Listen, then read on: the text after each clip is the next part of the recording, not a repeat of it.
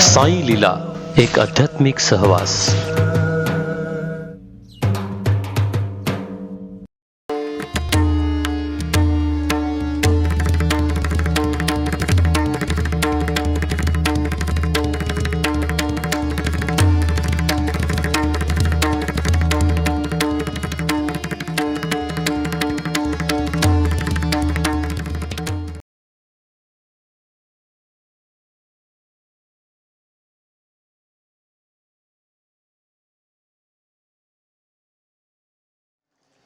हरे राम राम राम हरे हरे, हरे कृष्ण कृष्ण कृष्ण हरे हरे.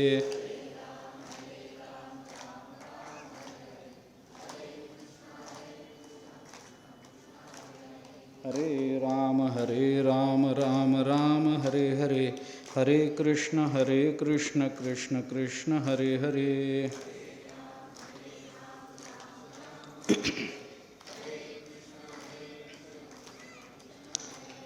हरे राम राम हरे हरे, हरे कृष्ण कृष्ण कृष्ण हरे हरे.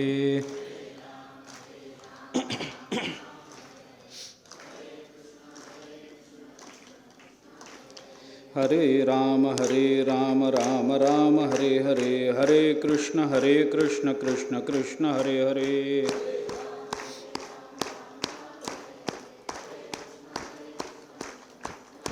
पुंडलीक वरदा हरिविठ्ठल श्री ज्ञानदेव तुकाराम.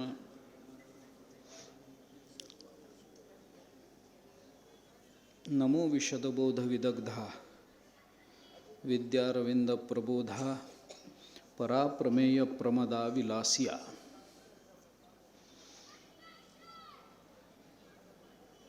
सद्गुरू श्री ज्ञानेश्वर महाराजांच्या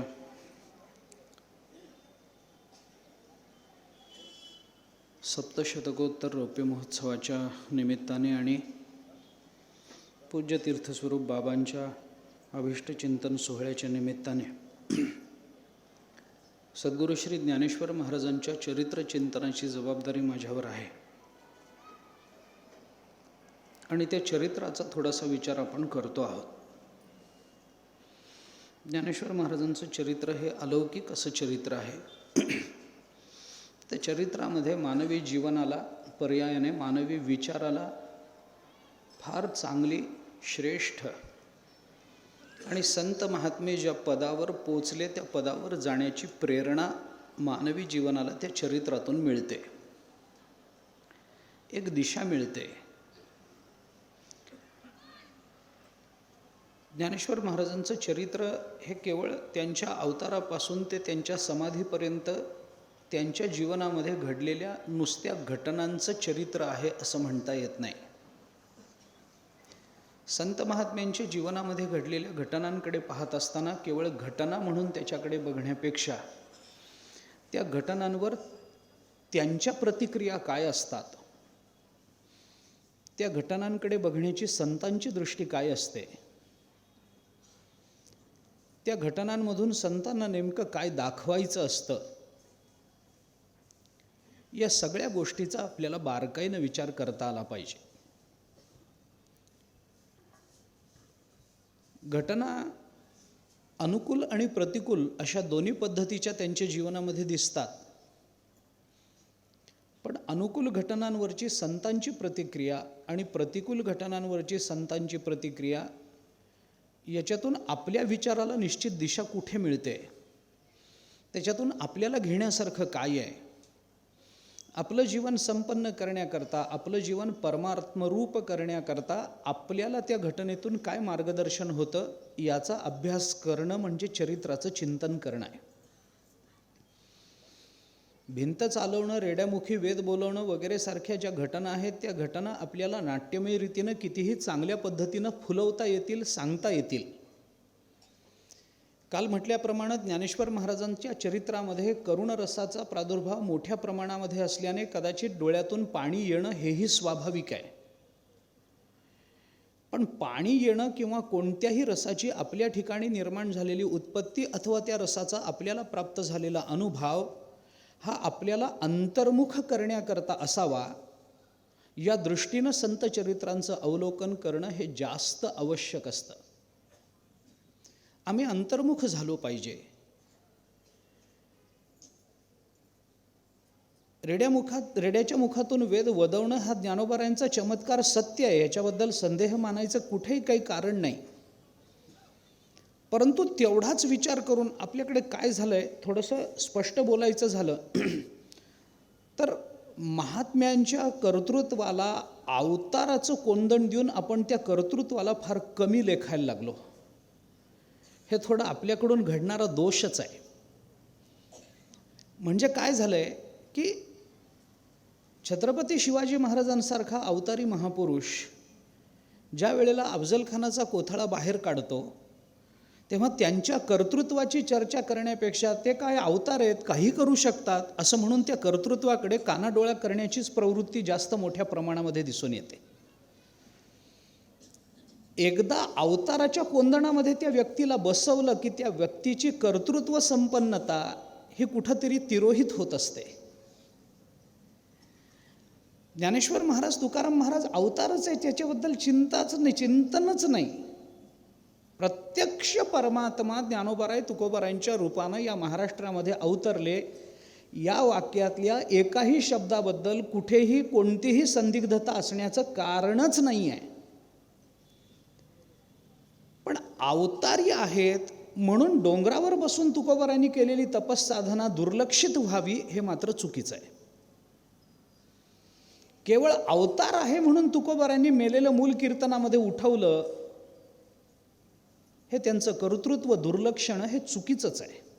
ते काय अवतार आहेत, काही करू शकतात, त्यांना काय अशक्य आहे, असं म्हणून त्यांच्या कर्तृत्वाकडे डोळे झाकणाई करता आली पाहिजे. आपण संतांचं चरित्र अभ्यासताना त्यांच्या कर्तृत्वाकडे जास्त लक्ष दिलं पाहिजे. म्हणून त्यांच्या जीवनामध्ये घडणाऱ्या घटना आणि त्या घटनांकडे बघण्याची त्यांची दृष्टी काय आहे, हे जास्त महत्त्वाचं आहे.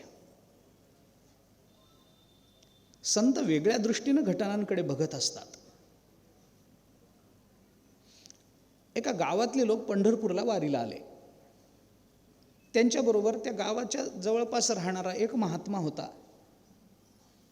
पोचलेला महात्मा पंढरपूरला आले. जुना काळ, एका खोलीमध्ये उतरले. दशमीचा दिवस राहिले.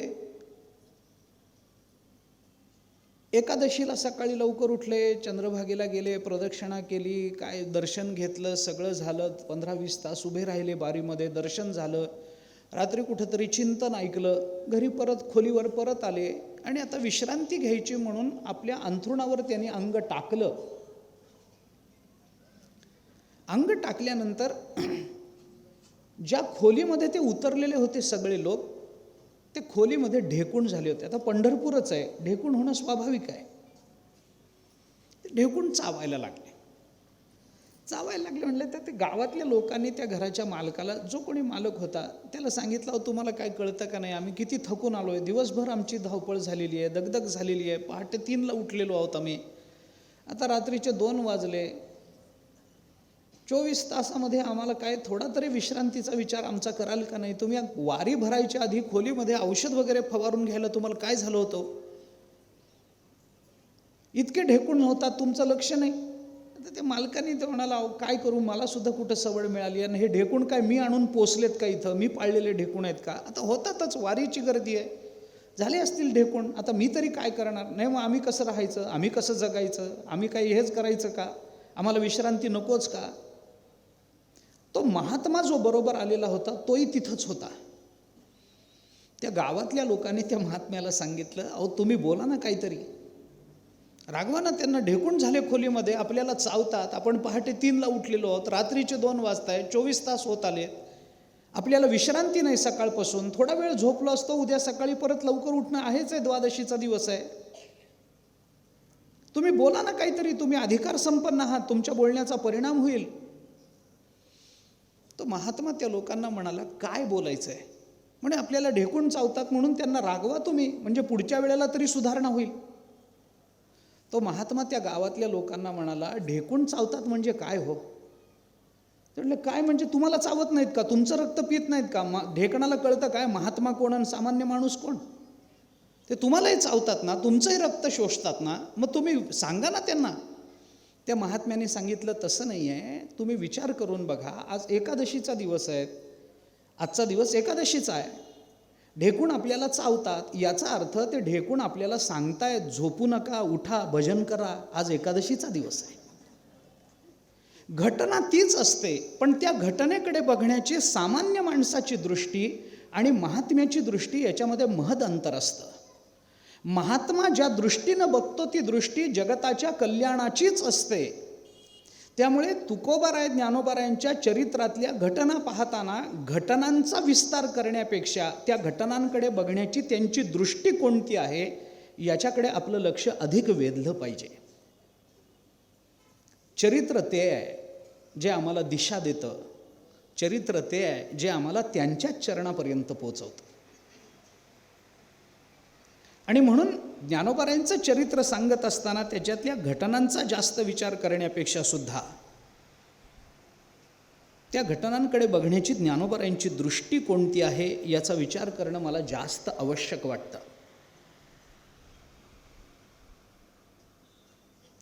विठ्ठलपंतांनी संन्यासाश्रम सोडून पुन्हा गृहस्थाश्रमामध्ये प्रवेश केला.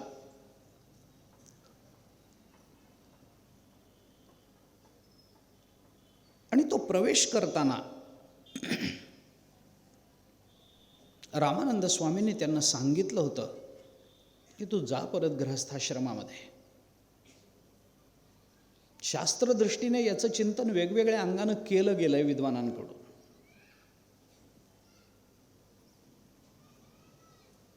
विठ्ठलपंतांनी जे सांगून संन्यास दीक्षा ग्रहण केली होती, रामानंद स्वामींनी सांगितलं, बाबा कशा करतात आहे, तुला शिक्षा काय, पुन्हा गृहस्थाश्रमात जा, हीच शिक्षा. पण रामानंद स्वामींनी त्यांना सांगितलं, तू गृहस्थाश्रमात गेल्यानंतर तुझ्या पोटी जी संतती येईल ती जगताचं कल्याण करणारी संतती आहे. विठ्ठलपंत परत आले, पुन्हा प्रपंचामध्ये अनुरक्त झाले, प्रपंच करायला लागले. अनुरक्त झाले याचा अर्थ प्रपंचामध्ये गुंतून नाही गेले. गुरु आज्ञेनं जे काम करायला, गुरुनी जे काम करायला सांगितलेलं आहे त्या कार्यामध्ये रती राहणं हा भाग वेगळा आहे. पण मूळचा जो त्यांचा पिंड आहे तो विरक्तच आहे. त्या विरक्तीतून जी संतती अवताराला आली तीही विरक्तच होती.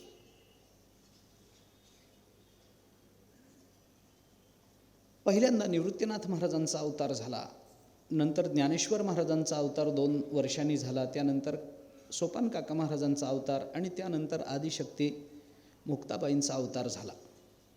4 अपत्य त्यांच्या पोटी आली.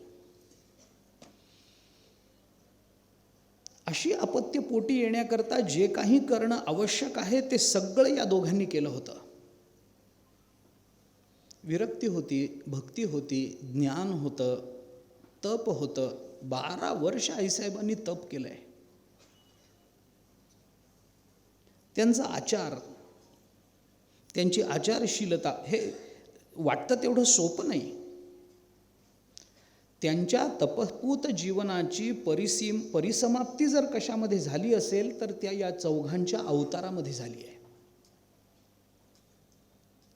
आईबाप काय करतात याच्यावरून संतती कशी निपजते हे सिद्धच होतं. आजही गर्भावर केले जाणारे संस्कार भारतीय संस्कृतीला मान्य आहेच ना. पोटामध्ये जर गर्भ असेल आणि गर्भवती असणारी ती स्त्री ज्ञानेश्वरी गाथेची पारायण करत असेल तर निश्चित संतती वारकरी म्हणूनच जन्माला येणार ना. ती त्या कुळाचा उद्धार करणारच ना. त्या वयामध्ये, त्या काळामध्ये गाथेचे संस्कार, ज्ञानेश्वरीचे, संत वाङ्मयाचे संस्कार होणं जास्त आवश्यक आहे. ती स्त्री काय खाते, कुठलं अन्न सेवन करते, पतीच्या कष्टाचंच अन्न तिने त्या काळामध्ये सेवन केलं पाहिजे. आता पोटात गर्भ असताना बायकाच जर धाब्यावर गेल्या तर संतती तशी येईलच ना. आहार शुद्धौ सत्वशुद्धी, सत्वशुद्धौ ध्रुवा स्मृती, स्मृतिलंभे सर्व ग्रंथीनाम विप्रमोक्षः. उपनिषदांनी चिंतन केलंय. आहार शुद्धौ सत्वशुद्धी. आहाराने सत्वशुद्धी होते. ती सत्वशुद्धी कुठल्या अर्थाने घ्यायची ते बघा. 16व्या अध्यायामधला दैवी संपत्तीतला दुसरा गुण अभयम सत्वसंशुद्धी. बुद्धीचा विचार आहे तिथे. एष सर्वेषु भूतेषु गूढोत्मान प्रकाशते दृश्यते तु अग्रया बुद्ध्या सूक्ष्मया सूक्ष्मदर्शिभी. असं जे उपनिषद आपल्याला सांगतं त्या गूढ असणाऱ्या आत्मतत्वाला बघण्यासाठी आवश्यक असणारी जी सूक्ष्मदर्शींकडेच सापडणारी बुद्धी आहे, ती बुद्धी प्राप्त व्हायची असेल तर आहार शुद्धता तपासली पाहिजे. आम्ही शुद्ध आहार घेतला पाहिजे. आमच्या आहाराकडे आमचं लक्ष नाही. समोर आलं की पोटात ढकलायचं एवढंच आम्हाला माहिती आहे. ते कुठून आलं, करणाऱ्यांनी कोणत्या हेतूनी केलं, आमच्या जीवनाकरता त्याची आवश्यकता किती, याचा विचार करायला कोणी तयार नाही. सेवन करताना आम्ही देवाचं नाव घेतो का माहीत नाही. ज्यांचा आहार, ज्यांच्यामुळं आम्हाला आहार मिळाला आणि आमच्या आहारामध्ये ज्यांचा काही वाटा आहे त्यांना आमच्या आहारातला तेवढा वाटा आम्ही काढून देतो का माहीत नाही. म्हणून भोजनाला यज्ञ म्हटलंय. जाणीजे यज्ञ कर्म. हे यज्ञ म्हणजे काय, त्याच अर्थाने आहे. हवनच चालू आहे आमचं. कुठलं तरी धान्य आणून यज्ञकुंडामध्ये टाकून देणं याला हवन म्हणत नाहीत. हवीर द्रव्य ठरलेली आहेत शास्त्राची, तीच हवीर द्रव्य लागतात. कोणत्या यज्ञामध्ये कोणती हवीर द्रव्य वापरायची, कोणत्या मंत्रांनी कोणत्या हवीर द्रव्याचं हवन करायचं, याचं शास्त्र आहे. याचे काही सिद्धांत आहेत. निश्चित असा विचार आहे त्याच्या मागे मीमांसेमध्ये. आपल्याला तो विचार आत्ता करण्याचं कारण नाही. पण आपण जेवण करतो म्हणजे काय, आपल्या वैश्वानरामध्ये आपण कशाचं तरी हवनच करत असतो ना. पोटामध्ये अन्न जातं म्हणजे काय, आणि यज्ञ करणं म्हणजे तरी काय असतं. म्हणजे लगेच काही आपण अग्नी चेतवावा आणि ते कुंड तयार करावं आणि लगेच तिथं अगदी काहीतरी त्याच्यात टाकावं. वैश्वदेव तर कोणी करत नाही, तो भाग वेगळा. परंतु यज्ञ करणं म्हणजे काय असतं, काही नाही. मी आपल्याला सोपं सांगतो. गीतेने 4थ्या अध्यायामध्ये यज्ञाच्या ज्या संकल्पना आपल्यासमोर मांडलेल्या आहेत त्या जर आपण बारकाईनं तपासल्या तर आपल्याला लक्षात येईल. प्रत्येक गोष्टीचा यज्ञ सांगितला आहे. द्रव्य यज्ञ, किती यज्ञ सांगितले 4थ्या अध्यायामध्ये. ज्ञानयज्ञ शेवटचा सांगितला, गोष्ट खरी. पण द्रव्ययज्ञ तपोयज्ञ योगयज्ञ तथा पर हे सांगितलंच ना. हे एवढे यज्ञ कशा, यज्ञ करणं म्हणजे काय, काही नाही. मी आपल्याला सोपं सांगतो. जो यज्ञ हा आपल्या दैनंदिन जीवनाचा वैचारिक भाग आहे, हे लक्षात घ्या. यज्ञ करणं म्हणजे काय असतं, मी सोपं सांगतो. ज्याचं त्याला देऊन टाकणं याचं नाव यज्ञ आहे. ज्याचं त्याला देऊन टाका. इंद्राय स्वहा इंद्राय इदं न मम, सूर्याय स्वहा सूर्याय इदं न मम. आपण जे काय आहुती वैश्वदेवामध्ये देतो त्याचा विचार जर केला तर त्या देवाला देला म्हणजे काय, त्या देवतेमुळे ते जर मिळत असेल तर त्याच्यावर त्या देवतेचा हक्क आहे, तिचं तिला देऊन टाका. आहार शुद्ध सत्वशुद्धी. आहार शुद्ध असेल तर सत्वशुद्धी होते. काल आपण बोलता बोलता राहिलो. शरपंजरी पडलेला भीष्माचार्यांसमोर ज्या वेळेला द्रौपदीसह पांडव उपस्थित झाले आणि ज्या वेळेला भीष्माचार्यांनी पांडवांमधल्या धर्मराज युधिष्ठिराला धर्म आणि नीती पालनाचा उपदेश केला त्यावेळेला द्रौपदी हसली. द्रौपदीला हसण्याचं कारण विचारल्यानंतर द्रौपदी सांगते, काय द्रौपदी हसली हे बाकीचे सगळे तिच्यावर रागावलेत तिथं.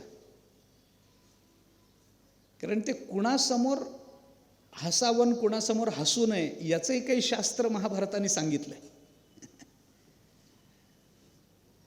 कारण ते आजे सासरे आहेत ना. ते सनातन वैदिक परंपरेमध्ये विद्यार्थ्याचे केस, विद्यार्थ्याचे दात आणि विद्यार्थ्याची नख गुरुला दिसू नयेत असे संकेत आहेत. केस दिसू नयेत म्हणजे केस डोक्यावर ठेवायला परवानगीच नाही आहे. दात दिसू नयेत याचा अर्थ गुरुसमोर उगी ह्या हू करून हसणं खेळणं हे चालत नाही, तिथे गंभीरच राहिलं पाहिजे, असं त्याचे संकेत आहेत. तसं स्त्रियांच्या बाबतीतही संकेत आहेत. द्रौपदी हसली, बाकीचे रागावले, तेव्हा भीष्माचार्य म्हणाले तिला रागावू नका, तिचा अधिकार मोठा आहे. अधिकार संपन्न स्त्री हसते याच्या मागे काही कारण आहे बाबा. का हसलीस बोल. त्यावेळेला द्रौपदीने सांगितलं, आज तुम्ही विचारलं, आज तुम्ही माझ्या नवऱ्याला धर्माचा उपदेश करता, नीतीचा उपदेश करता, आणि ज्या वेळेला दुःशासन माझं वस्त्र ओढत होता, मला वस्त्रहीन बनवण्याचा प्रयत्न चालू होता, त्यावेळेला तुमचा धर्म कुठं गेला होता? त्यावेळेला तुम्हाला हे नीतीचे विचार आठवले नाहीत काय? धर्माचा विचार आठवला नाही काय त्यावेळेला? भर दरबारामध्ये एकालाही उठून दुःशासनाचा हात धरावा वाटला नाही. मी काय समजावं? धर्माचं नीतीचं तत्त्वज्ञान सांगणं, एकूणच तत्त्वज्ञान प्रवचन कीर्तनामधून सांगणं याच्यासारखं सोपं दुसरं काही नाही आहे. परंतु ज्या वेळेला खरंच त्या पालनाची वेळ येते आणि आपल्यावर त्याची जबाबदारी असते, त्यावेळेला ते उत्तरदायित्व निभावण्याकरता किती जण पुढे येतात धर्माच्या? त्या भीष्माचार्य सांगा किती? आज तुम्ही माझ्या नवऱ्याला उपदेश करता आहात, त्यावेळेला कुठं गेलं होतं? भीष्माचार्याने सांगितलं, तुझा प्रश्न चुकीचा नाही द्रौपदी, तुझा प्रश्न अगदी उचित आहे, पण मी त्याचं उत्तर देतो. म्हणे काय उत्तर? भीष्माचार्य म्हणाले, ज्या वेळेला तुझं वस्त्रहरण चालू होतं, दुःशासन तुझ्या वस्त्राला हात घालत होता किंवा त्याने घातला होता आणि वस्त्र ओढत होता, तो काळ जर आठवलास तर त्यावेळेला मी दुर्योधनाचं अन्न खात होतो. दुर्योधनाचं अन्न खात असल्यामुळे, दुष्टाचं अन्न खात असल्यामुळे माझी बुद्धीही तशीच भ्रष्ट झाली होती. मला काही वाटलं नाही त्यावेळेला. परंतु आज अर्जुनाच्या बाणाने त्या अन्नापासून बनलेलं रक्त सगळं बाणाने वाहून गेलंय. आता ते रक्त, त्या अन्नाचं रक्त माझ्या अंगात नाही, म्हणून आज मला पुन्हा धर्म आठवतो. कोणत्या अन्नापासून आमचं रक्त तयार होतं? पोटात गर्भ असताना स्त्री कशी वागते, तिने कसं वागणं अपेक्षित आहे, तिने काय केलं पाहिजे, तिने काय ऐकलं पाहिजे, तिने काय वाचलं पाहिजे, तिने काय अभ्यासलं पाहिजे, तिने कशाचं चिंतन केलं पाहिजे, याच्यावरून आपल्या संततीची लक्षणं ठरत जातात. विठ्ठलपंत आणि रुक्मिणी मातेचं संपूर्ण आयुष्य तपःपूत आहे. वेदांताशिवाय दुसरं चिंतन विठ्ठलपंतांनी केलेलं नाही आहे. पती संन्यास घेऊन गेल्यानंतर या देहाचा विनियोग फक्त भगवत सेवेमध्येच झाला पाहिजे, या अत्यंत प्रामाणिक, पारदर्शी आणि समर्पित भावनेने आईसाहेबांनी भगवत सेवा आरंभलेली होती. 12 वर्ष अशी सेवा आईसाहेबांकडून झाली. इतकं तपःपूत जीवन आहे. ज्ञानोबराय पोटी न येतील तरच नवल आहे महाराज. परमात्मा पोटी येईल, पण त्याच्याकरता आपली परिस्थिती काय, आपली तयारी किती? एकाने मला विचारलं होतं, भगवान तर म्हणतात परित्राणाय साधूनाम विनाशाय च दुष्कृताम धर्मसंस्थापनार्थाय संभवामी युगे युगे. कशाकरता मी अवताराला येतो? धर्माला ग्लानी आलेली असेल, ती ग्लानी दूर करण्याकरता माझा अवताराला येणं होतं. होतं ना असं? होतं. मग त्याने मला विचारलं, सध्याची परिस्थिती काय वेगळी आहे? दुर्जन माजलेले आहेत, सज्जनांना त्रास होतोय, धर्माला ग्लानी आलेली आहे, मग तुमचा देव आता काय येत नाही? सध्याची परिस्थिती याच्यापेक्षा काय वेगळी आहे? दुर्जन माजलेले आहेच आहेत, त्याचा विचार मला करायचाच नाही. सज्जनांना त्रास होतोय हेही खरंच आहे, आणि धर्माला ग्लानी आलेली आहे हेही तेवढंच खरं आहे. मग तुमचा देव आता काय येत नाही?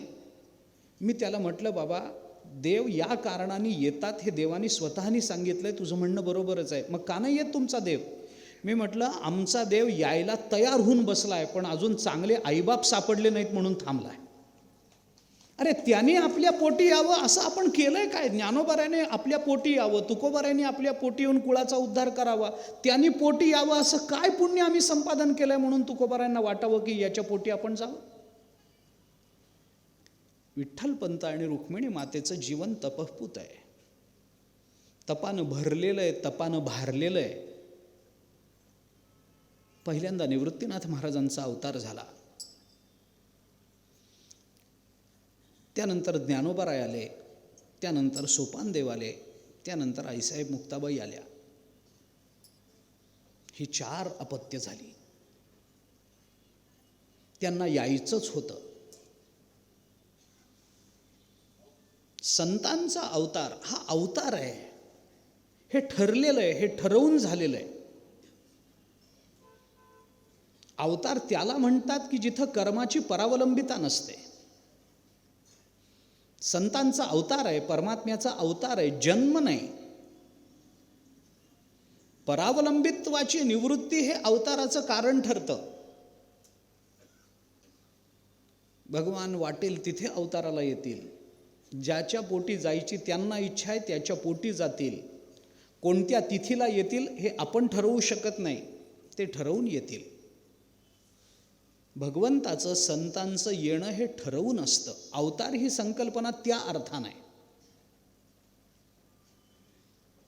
मोठी चिकित्सा आहे वेदांतामध्ये अवताराची. अवतार मान्य करायचा असेल, मी थोडंसं वेगळं बोलतो, एकच वाक्य, जास्त नाही, सगळ्यांना पटेल कळेल मला माहिती नाही, पण एक वाक्य बोलतो. अद्वैत स्वीकारल्याशिवाय अवताराची संकल्पना कळतच नसते. द्वैत प्रक्रियेमध्ये अवतार मानलाय, पण अद्वैत मानलं नाही, चालत नाही. भगवान शंकराचे अवतार जर निवृत्तीनाथ महाराज असतील तर निवृत्तीनाथ महाराज आणि भगवान शंकर एकच आहेत हे अद्वैत स्वीकारल्याशिवाय त्यांचा अवतार कसा मानणार? अवताराची संकल्पना वेगळी असते. भगवंताचा अवतार झाला, हा अवतार कोणत्या अर्थाने घ्यायचा, कसा घ्यायचा, याचं काही चिंतन आहे. न्यायशास्त्राने त्याच्यावर शंका उपस्थित केल्या. ईश्वरो नावतरती, का बाबा, हेतू काय? व्यापकत्वात. उदाहरण आहे काही, आकाशवत. आकाशाचा अवतार असतो काय? हे कळायला कठीण आहे, प्रक्रिया आहे, पण सांगत नाही सगळी. पण अवतार ही संकल्पना नेमकी काय? अवतरती म्हणून आपण अवतरती इति अवतारः असं म्हणतो आपण, पण अवतरती म्हणजे काय? खाली येणं. खाली येणं याला अवतार म्हणत नाही. वेदांताला ही अवताराची संकल्पनाच मान्य नाही. खाली येणं म्हणजे जर अवतार असेल तर तुम्ही भगवंताच्या संबंधानं खाली आणि वर असे 2 भेद स्वीकारत आहात. जो परमात्मा व्यापक आणि एक म्हणून तुम्ही मानलेला आहे, जो भेद रहित म्हणून तुम्ही स्वीकारलेला आहे, त्याच्यामध्येच तुम्ही भेद दाखवत आहात.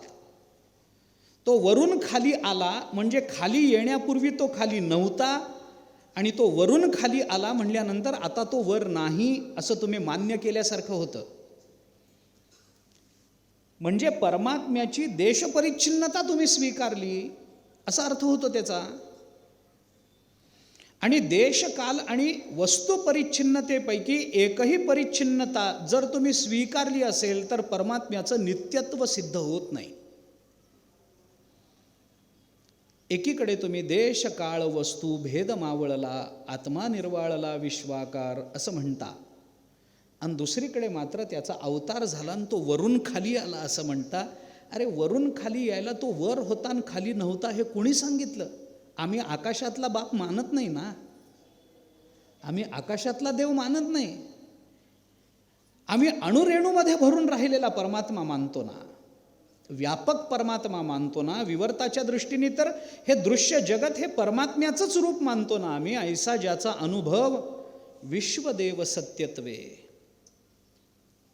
विठ्ठल जळी स्थळी भरला, रिता ठाव नाही उरला, अजिम्या दृष्टीने पाहिला विठ्ठलची विठ्ठलची. ही अनुभूती आहे ना संतांची. मग तो वरून खाली आला याला काय अर्थ आहे? याला अवतार म्हणायचं का? म्हणता येत नाही. वेदांतांनी न्यायाच्या त्या प्रक्रियेला कोणत्या पद्धतीने उत्तर दिलं हा स्वतंत्र मुद्दा आहे. भर दुपारी त्या प्रक्रिया सांगण्यात काहीच अर्थ नसतो. जेवणं झाल्यानंतर तर अशा प्रक्रिया ऐकूच नाहीत, फार डोळे मिटतात. तो स्वतंत्र मुद्दा आहे. त्याचा विचार करणं हे एक स्वतंत्र चिंतन आहे, ते सोडून द्या. मग अवतार म्हणजे काय? वरून खाली येणं अवतार नाही? नाही. वरून खाली येण्यामध्ये तो वर आहे आणि खाली नाही, आणि खाली असताना तो वर नाही असा अर्थ प्रतीत होतो. मग काय होतं? मग एकाने त्यातल्या त्यात समन्वय करून सांगितलं, काही नाही हो, अवतार म्हणजे भगवंताचं निर्गुणातून सगुण होणं आहे. पण वेदांताने बारकाईनं बघितलं वेदांताच्याकडे तर हेही मत फारसं मान्य होणार नाही. कारण निर्गुण आणि सगुण हे तरी भेद तुम्ही त्या परमतत्वात केलेच की नाही? आमचा परमात्मा सगुणही आहे आणि त्याच वेळेला निर्गुणही आहे. तुझं सगुण म्हणो की निर्गुण रे, सगुण निर्गुण एक गोविंद रे. एकाच परमात्म्यामध्ये आम्ही सगुण आणि निर्गुण. निर्गुणाचे वाचक शब्द वापरून सगुणाची वर्णनं कितीतरी आपल्याला अभंगामध्ये दिसून येतातच ना. अहो, काल आपण बोलत होतो, स्वतः ज्ञानोबाराने सद्गुरू श्री निवृत्तीनाथ महाराजांचं केलेलं जे वर्णन आहे त्या वर्णनामध्ये वापरलेले सगळे विशेषणं किंवा सगळे हे बघा ना, सगळे निर्गुणवाचक आहेत. यद अक्षरम अनाख्ययम आनंदम अज केवलम हे काय आहेत? मी तर म्हणतो श्रीमन हे सुद्धा निर्गुणवाचक आहे, निवृत्ती हे पद सुद्धा निर्गुणवाचक आहे, आणि नाथ हे पद सुद्धा निर्गुणवाचक लावतायत. ही सगळी निर्गुणवाचक पद आहेत. पण वर्णन कोणाचं केलंय? सगुण असणाऱ्या आपल्या सद्गुरूंचं वर्णन ज्ञानोबराय करतात.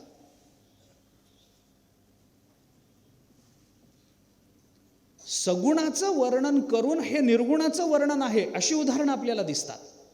निर्गुणाची वर्णनं करून हे सगुणाकडे लावलं, हे जसं संत वाङ्मयामध्ये दिसतं तसं सगुणाचं वर्णन करून हे निर्गुणपर आहे हे सुद्धा दाखवलेलं आपल्याला दिसतं ना. महायोगपीठे तटे भीमरथ्या वरम पुंडरीकाय दातुम मुनींद्रैः समागत्य तिष्ठन्तं आनंदकंदम. इथपर्यंत सगुणाकडे लावा ना, पण हे वर्णन कुणाचं आहे? परब्रह्मलिंगम भजे पांडुरंगम. वर्णन केलंय सगुणाचं. पंढरपूरचं वर्णन आलं, त्यांनी कमरेवर हात ठेवलेले आहेत वर्णन आलं. तडिद्वास सन्नील मेघावभासम रमा मंदिरम सुंदरम चित्प्रकाशम वरम त्विष्टिकायाम विटेवर उभा आहे, वर्णन सगुणाचं आलं. वरंतु इष्टिकायाम समन्यस्तपादम समचरण दृष्टी विटेवरी साजिरी तेथे माझी हरी दृष्टी राहो. हे सगळं वर्णन केलं सगुणाचं, पण त्याला म्हणताना आचार्य म्हणतात परब्रह्मलिंगम. किती चिंतन आहेत बघा ना. आनंद अद्वय नित्य निरामय जे का निजध्येय योगी यांचे ते हे समचरण साजिरे विटेवरी पहा भीमातिरी विठ्ठल रूप. विठ्ठल रूपानं बघा, भीमा तीरावर बघा, समचरण रूपानं बघा. हे सगळं सगुणाचं वर्णन आहे, पण त्याच्याकरता वापरलेले शब्द एकतरी सगुणवाचक आहे. आनंद अद्वय नित्य निरामय योगियांचे निजध्येय. योग्यांचं निजध्येय सगुण आहे का निर्गुण आहे? योगी सगुण साकार मानतात काय? अरे निर्गुणाचं ध्यान करण्यामध्ये योगाची परिसमाप्ती आहे, योगदर्शनाची. ते निर्गुण निराकार मानतात. म्हणून ज्ञानोबारायांना म्हणावं लागलं, योगी आ दुर्लभ तो म्या देखिला. मग योग्यांना दुर्लभ आहे तो निर्गुण निराकार असताना सुद्धा ज्ञानोबाराय म्या देखिला म्हणून सांगतात. इथंच मला वाटतं ज्ञानोबारायांनी केलेली अवताराची परिपूर्ण व्याख्या आपल्याला सिद्ध करतायत. अवतार म्हणजे काय? आम्ही काही सगुण आणि निर्गुण याच्यापैकी सगुणाला कमी प्रतीचं मानतो आणि निर्गुणाला जरा श्रेष्ठ प्रतीचं मानतो, असं आहे का? तत्वज्ञान मानत असेल, आमचे संत मानत नाहीत. ज्ञानोबाराय तुकोबाराय मानत नाहीत. भाष्यग्रंथामध्ये आलं असेल तसं, सगुण आहे म्हणून अमुक आहे तमुक आहे, निर्गुण म्हणजे थोडंसं उच्च प्रतीचं आहे, सगुण म्हणजे थोडं खाली आलं, नाही म्हटलं तरी त्याला शबलत्व प्राप्त झालं असं म्हटलं असेल. पण प्राप्त झालेला ईश्वर आणि विटेवर उभं असलेलं परब्रह्मलिंग याच्यामध्ये फरक आहे हो. आता ते सगळं सांगत बसण्यात तात्पर्य नाही. मायेचा संबंध कसा स्वीकारला, ईश्वर म्हणल्यानंतर ते कसं मानायचं. माया भासेनं जीवेशौ करोती, पंचदशीकारांनी याचा विस्तार करून आपल्याला हे सांगितलंय की नाही. 2-3 वेळेला ही श्रुती पंचदशीकारांनी वापरली. माया भासेनं जीवेशौ करोती, मायाख्या कामधेनो, तोही विचार आहे. मान्य हे सगळं, पण आमचे संत त्याच्या पुढचं बोलतात ना. आम्ही सगुण आणि निर्गुणामध्ये भेद करत नाही. निर्गुणाचा अनुभव घेण्यातही तोच आनंद, तोच अनुभव आहे, आणि सगुणाचा आनंद घेण्यामध्येही तोच अनुभव आहे. त्याच्यामध्ये नखमात्र फरक नाही. आमच्या संतांना कुठेही कमी पडलं नाही. त्या निर्गुणापेक्षा हे विटेवरचं ब्रह्म थोडं कमीच वाटलं हो, असं कधी कोणत्या संतांनी बोलून दाखवलं नाही हो. नाही. नेणो ब्रह्म मार्ग चुकले, उघडे पंढरपुरासी आले. उघडं परब्रह्म म्हणजे आमचा सगुण साकार परमात्मा आहे. मग अवतार संकल्पना वापरता कशी, काय त्याचा अर्थ करता, तोच अर्थ आता योगी या दुर्लभ या अभंगामध्ये ज्ञानोबाराय बोलतात. त्याच अनुषंगानं आचार्याने सुद्धा याच अनुषंगानं अवताराची संकल्पना आपल्याला लावून दिली. अवतार म्हणजे काय? अवतार म्हणजे काहीच नाही, जे इंद्रियांना गोचर नव्हतं ते इंद्रियांना गोचर होणं, याचं नाव अवतार. दुसरं काही नाही. इंद्रियांना गोचर झालं म्हणजे नाही म्हणलं तरी थोडंसं ते नाही, तसं नाही. तसं होत नाही. पुन्हा तिकडं जायचं कारण नाही. ज्ञानोबारायने ज्ञानेश्वरीच्या 6व्या अध्यायाच्या सुरुवातीला प्रतिज्ञा केली, या कारणे मी बोलेन, बोली अरूपाचे रूप दावीन, अतिंद्रिया ते भोगवीन इंद्रिया करवी, असं ज्ञानोबाराय म्हणतात की नाही. मग हे अतिंद्रियाला इंद्रिया करवी भोगवीन असं म्हणण्याचं तात्पर्य काय? म्हणजे ते जे अतिंद्रिय परमतत्व आहे त्याला इंद्रियाच्या कक्षेत मी बसवेन असं म्हणायचं आहे का? तसं म्हणलं तरी पुन्हा गोंधळ व्हायचे होतात तत्वदृष्टीनं. मग अतिंद्रिया ते भोगवीन इंद्रिया करवी म्हणजे काय? याचा अर्थ थोडा उलटा लावावा लागतो. ज्ञानोबाराय असं म्हणतात की मी अशा पद्धतीचं भाष्य तुमच्यासमोर प्रकट करेन की त्या भाष्याच्या चिंतनानं अतिंद्रियाला बघण्याचं सामर्थ्यसुद्धा तुमच्या इंद्रियामध्ये प्राप्त होईल. मी तुमची इंद्रिय प्रगल्भ बनवीन. मी त्या अतिंद्रियाला खाली आणीन असं नाही, मी तुमच्या इंद्रियांना प्रगल्भ बनवीन, इंद्रियांना परिपूर्ण बनवीन, इंद्रियांना सामर्थ्य संपन्न बनवीन. ज्ञानेश्वरीच्या चिंतनानं परमात्मा बदलत नाही. ज्ञानेश्वरीच्या चिंतनानं परमात्म्याकडे बघण्याची आमची दृष्टी बदलते. आम्ही बदलणं हा ज्ञानेश्वरीचा हेतू आहे. परमात्म्याला खाली आणणं हा ज्ञानोबारायांचा हेतू नाही आहे. तो तर आहेच आहे, खाली काय आणि वर काय. ज्ञानोबाराय म्हणतात तो तर सगळीकडेच आहे. जो सर्वत्र सदा सम आहे म्हणतातच की नाही ज्ञानोबाराय. समदृष्टीचे वर्म म्हणतात याला अजून पुन्हा. जो सर्वत्र सदा सम आहे, जो सर्वत्र आहे, सदा आहे आणि समत्वान आहे, त्या परमात्म्याला बघण्याची आमची दृष्टी प्रगल्भ झाली पाहिजे, आमची दृष्टी स्वच्छ झाली पाहिजे, आमच्या दृष्टीला ते परमतत्व बघण्याचं सामर्थ्य प्राप्त झालं पाहिजे. येणे कारणे मी बोलेन, याकरता मी बोलणार आहे. बोली अरूपाचे रूप दावीन म्हणजे अरूप असणाऱ्या परमतत्वाला मी रूपात आणेन असं तर नाही. मग अरूप असणाऱ्याला सुद्धा बघण्याची दृष्टी तुम्हाला प्राप्त व्हावी अशी दृष्टी मी तुम्हाला माझ्या बोलण्यातून देईन. परिणाम आपल्यावर आहेत महाराज. ज्ञानोबारायांचा अवतार म्हणजे प्रत्यक्ष परमात्मा त्यांच्या रूपानं आता इंद्रिय गोचर झाला.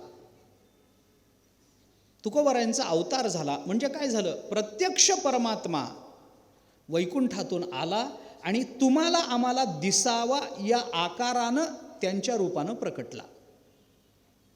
आता आम्हाला ते इंद्रिय गोचर झाले. आम्हाला सामान्य डोळ्यांनी ते दिसायला लागले. आम्ही त्यांना ओळखलं नाही कारण ज्ञानेश्वरी वाचली नाही.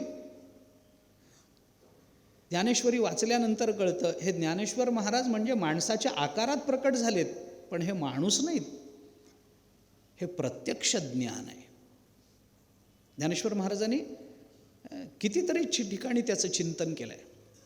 ते चालते ज्ञानाचे बिंब, तयाचे अवयव हे सुखाचे कोंब, येर माणूसपणाची भांब लोकची भागो. ज्ञानोबराय म्हणतात ना, मामांच्या प्रतिमध्ये हे बरं का, हा पाठ आहे. चालते ज्ञानाचे बिंब, तयाचे अवयव हे सुखाचे कोंब, येर माणूसपणाची भांब लौकिक असाही शब्द काही ठिकाणी आलाय, पण लोकची भागू हा मामांच्या प्रतीतला पाठ आहे. लोक त्याला माणूस समजत असतील तो भाग स्वतंत्र आहे, तो लोकांच्या अज्ञानाचा विषय झाला, पण मूळ ते कोण आहे? ते चालते ज्ञानाचे बिंब. ज्ञानोबराय म्हणजे दुसरं कोणी नाही, प्रत्यक्ष ज्ञान आकाराला आलं. परब्रह्म स्वरूपाचं जे ज्ञान आहे त्या ज्ञानाला जर वाटलं की आपण जरा माणसाचा आकार घ्यावा, तर त्यांनी जो आकार घेतला तो आकार ज्ञानोबाराय. वैराग्याला वाटलं आपण मनुष्य रूपात प्रकट व्हावं, तो आकार म्हणजे तुकोबाराय. शांतीला असं वाटलं की आपण मनुष्याच्या आकारात प्रकट व्हावं, तर ते नाथ महाराज. सगळं आपल्याला लावता येतं.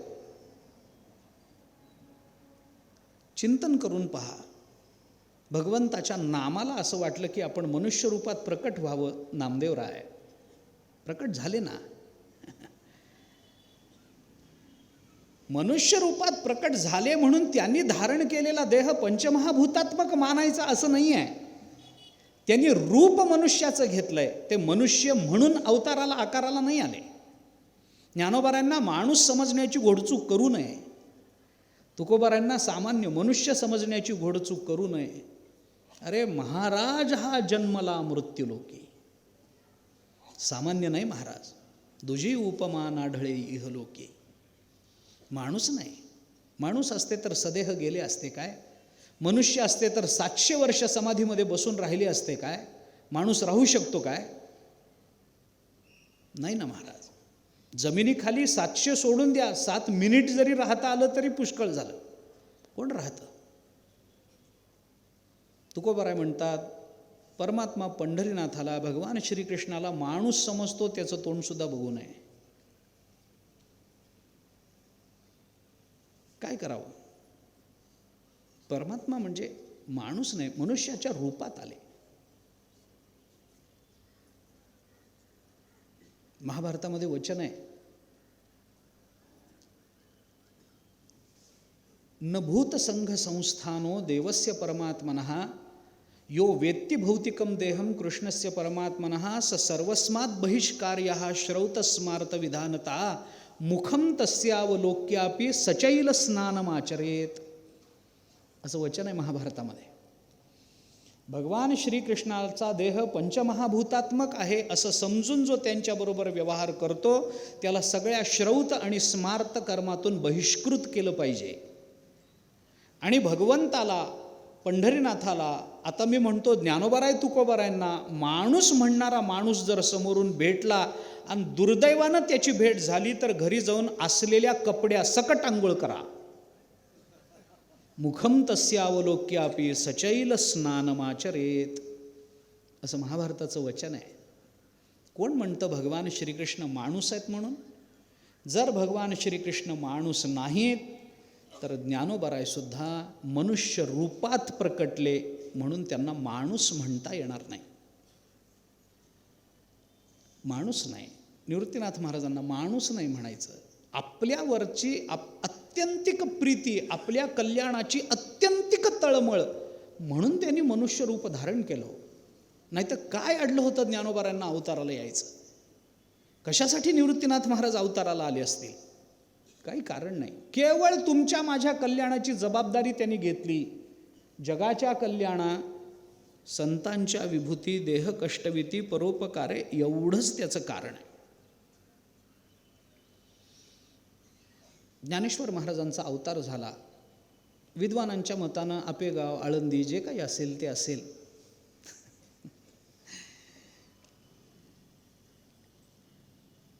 अवताराला आलेल्या शकाच्या संबंधामध्ये सुद्धा वाद आहेत, असतील. आम्हाला त्यात जायचं काही कारण नाही. आमच्या दृष्टीने ते आले एवढीच गोष्ट खरी. हिरकणी त्यात कड्यावरून उतरली हे आम्हाला कौतुक. बाळाला आई भेटली ह्याचंच महत्त्व असतं. ती किती कड्यावरून उतरली आणि तिच्या बाबतीत काय दुःख सहन करावं लागलं, बाळाला घेणं देणं नसतं. आम्ही बालक आहोत ज्ञानोबारांचे. आम्हाला आई भेटली बस झालं. ती कुठल्या सालात जन्माला आली आणि अवताराला आली आणि ते काय केलं त्याने आम्हाला घेणं देणं नाही. ती आमच्या उद्धाराकरता आली, आमचा विषय संपला. वाद करणाऱ्यांनी अवश्य करावा, त्यांच्याकडे भरपूर वेळ आहे, आपल्याकडे वेळ नाही.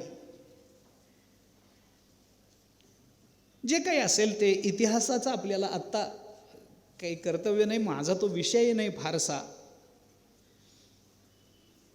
पण आपल्या दृष्टीने जर विचार केला तर थोडंसं बारकाईने चिंतन त्याचं करता येऊ शकतं. फार विस्तार मी करत नाही आहे त्याचा. पण ते शक कोणते मानायचे? 1195, 1197, 1199 आणि 1201. 2-2 वर्षाचं अंतर नामदेवरायांच्या अभंगाच्या अनुषंगानं, जनाबाईंच्या अभंगाच्या अनुषंगानं आपल्याला हे सगळे सापडतात.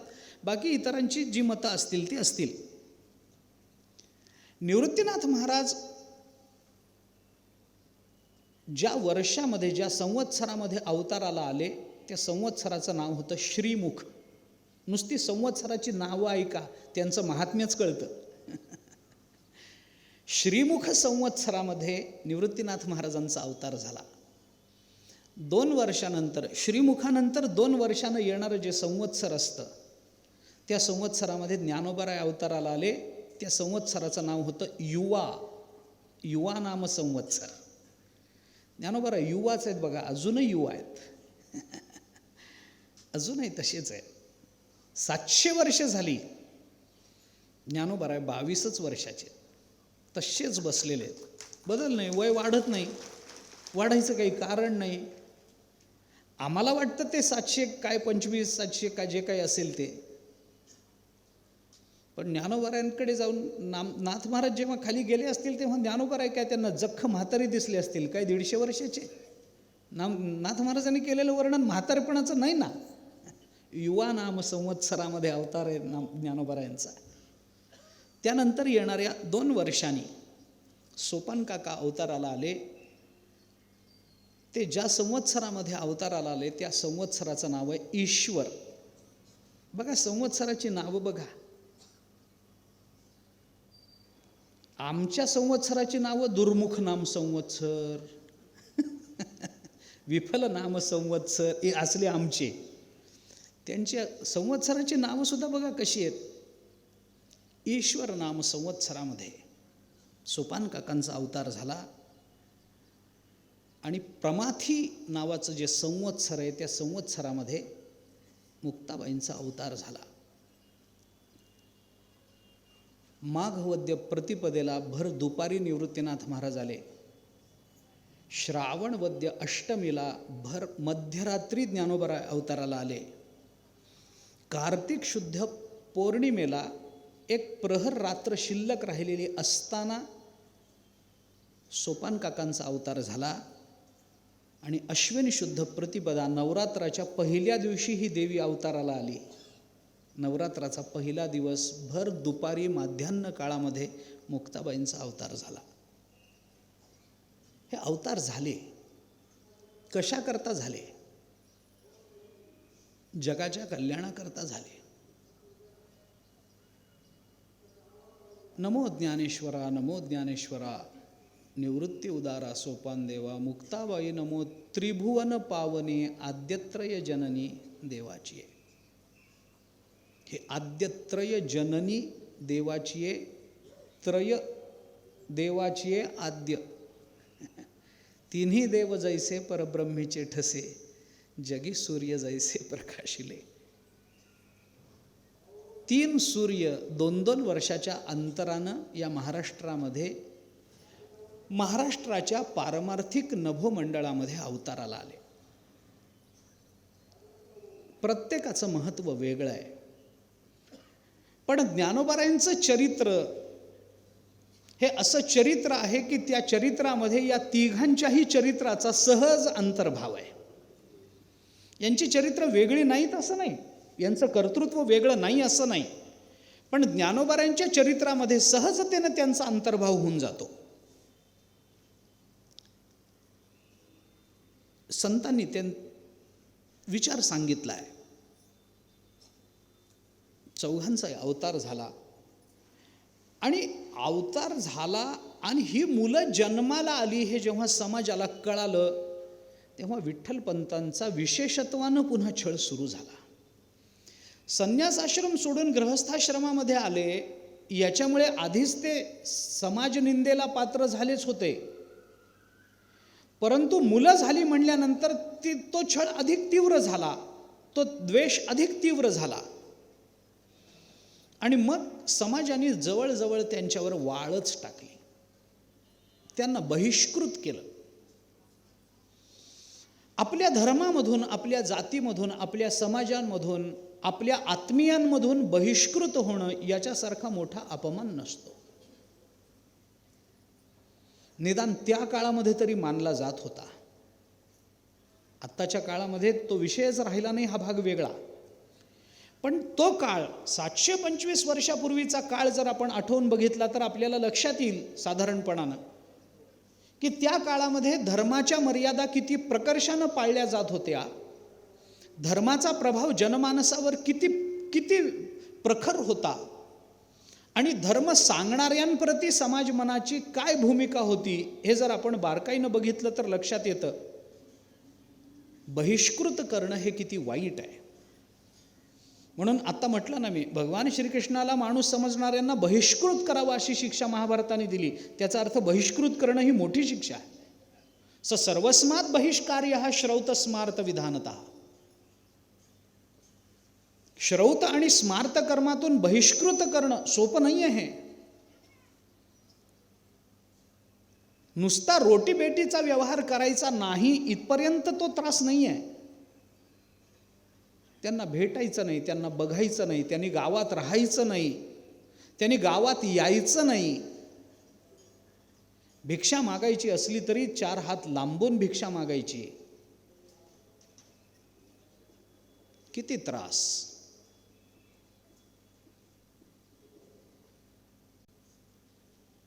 पण तो त्रास सहन केला. वैराग्य अंगी बांधलेलं असल्यामुळे तितिक्षा आपोआप त्यांच्याकडे वास्तव्याला होते. त्यांना तितिक्षा करा असं सांगायची वेळ आली नाही. तांस्तितिक्षस्व भारत हे अर्जुनाला सांगावं लागलं. तितिक्षा कर अर्जुना, तितिक्षा कर. पण विठ्ठलपंतांचा अभ्यास प्रकट होता, परिपूर्ण होता, अनुभवाचा होता. सहनशीलता हा मानवी स्वभावाचा विशेष आहे.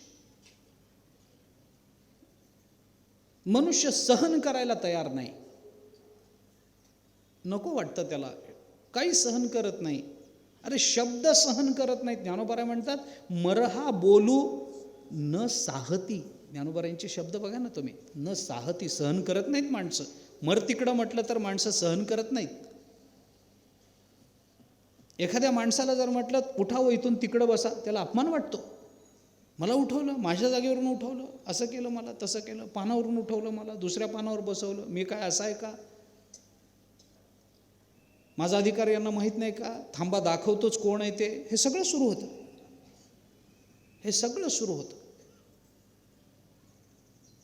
पण खरं तत्वज्ञान ज्याला कळालंय, ज्याला पचलंय, फरक पडत नाही.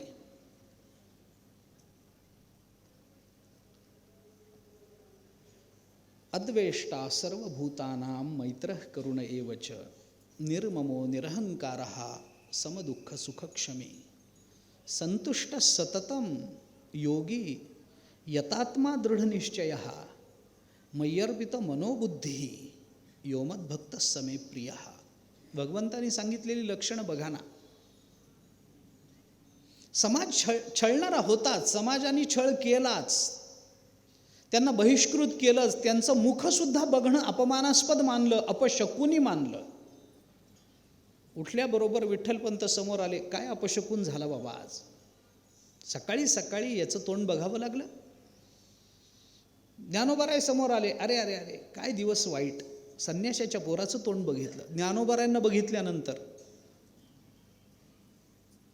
आपलं हित आपल्याला कळत नाही म्हणतात ते हित.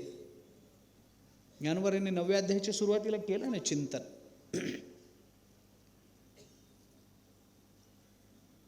समोर ज्ञानोबाराय, पण करावं वाटलं नाही, नमस्कार करावा वाटला नाही. उलट त्यांचं दर्शन अपशकुन मानला गेला. अपशकुन झाला, अपशकुन झाला.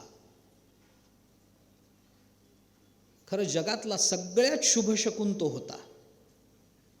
ज्ञानोबारायांचं दर्शन झालं सकाळी सकाळी.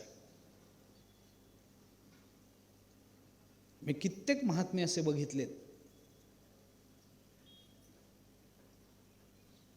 त्यांनी आपल्या समोर तो ज्ञानोबारायांची तसबीर लावूनच ठेवलेली. उठलं की आधी डोळे उघडले की आधी ज्ञानोबाराय दिसले पाहिजे. डोळे आधी उघडले की आधी पांडुरंग दृष्टीला पडले पाहिजेत. निदान हे होण्याकरता उशाला तरी ज्ञानेश्वरी गाथा ठेवून झोपावं हो. बाकी काही नाही तर नाही. तेवढंच उठल्याबरोबर पहिल्यांदा गाथ्यावर मस्तक ठेवावं. बाकीची कामं आहेतच ना पुढे. सगळ्यात मोठा शुभशकुन तोय. याच्याने प्रतिकूलता येणारच नाही असं मी म्हणत नाही, पण त्या दर्शनाने, त्या गाथ्याच्या दर्शनाने आलेल्या प्रतिकूलतेला सहन करण्याची क्षमता तरी आमच्या ठिकाणी निर्माण होईलच की नाही. तेवढी तितिक्षा तरी आम्हाला करता येईलच ना.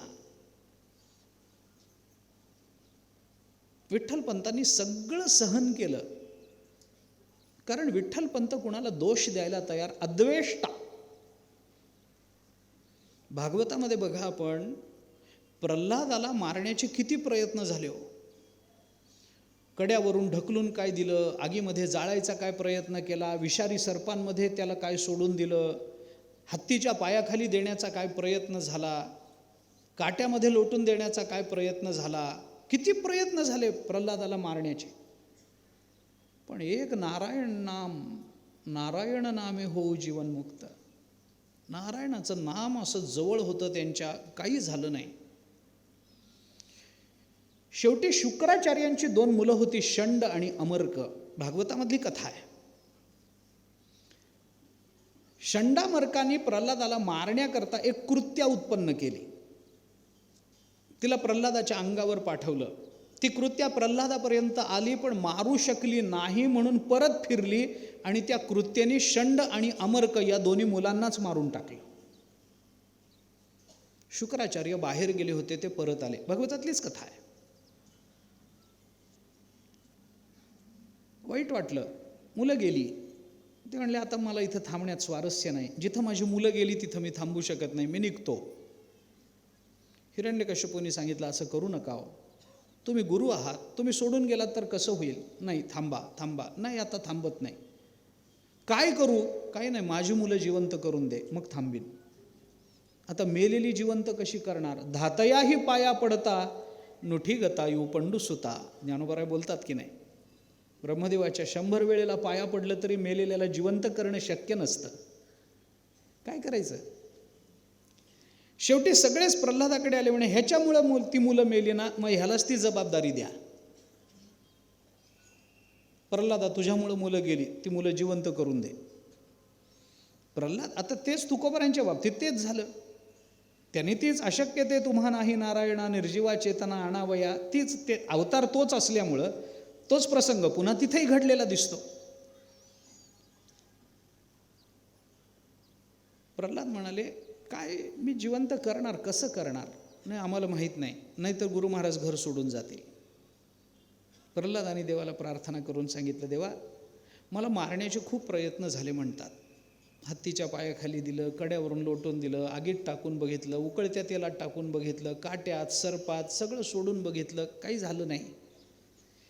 हे सगळं माझ्याच लोकांनी केलं.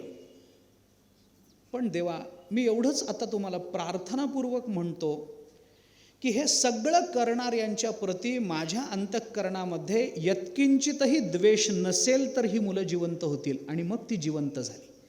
याला म्हणतात अद्वेष्टा. अद्वेष्टा शब्द असा. प्रल्हादाचं चरित्र बघा ना, विठ्ठलपंत याच स्वभावाचे आहेत. समाजाने आपल्याला काहीतरी बोलावं, आजीवन त्या व्यक्तीचं शत्रुत्व धारण करून त्याच्या मरणाच्या मनोकामना करत राहाव्यात, अशा जगतामध्ये विठ्ठलपंत आलेले आहेत. आणि ते विठ्ठलपंत असं म्हणतात की समाजाचा दोष नाही हो, माझ्याकडून चूक झाली, पण माझ्या गुरूंची आज्ञा आहे, मला काही करता येत नाही, काही करू शकत नाही. म्हणून कालही मी म्हटलं, दोष कुणाला द्यायचा तर कुणालाच देता येत नाही.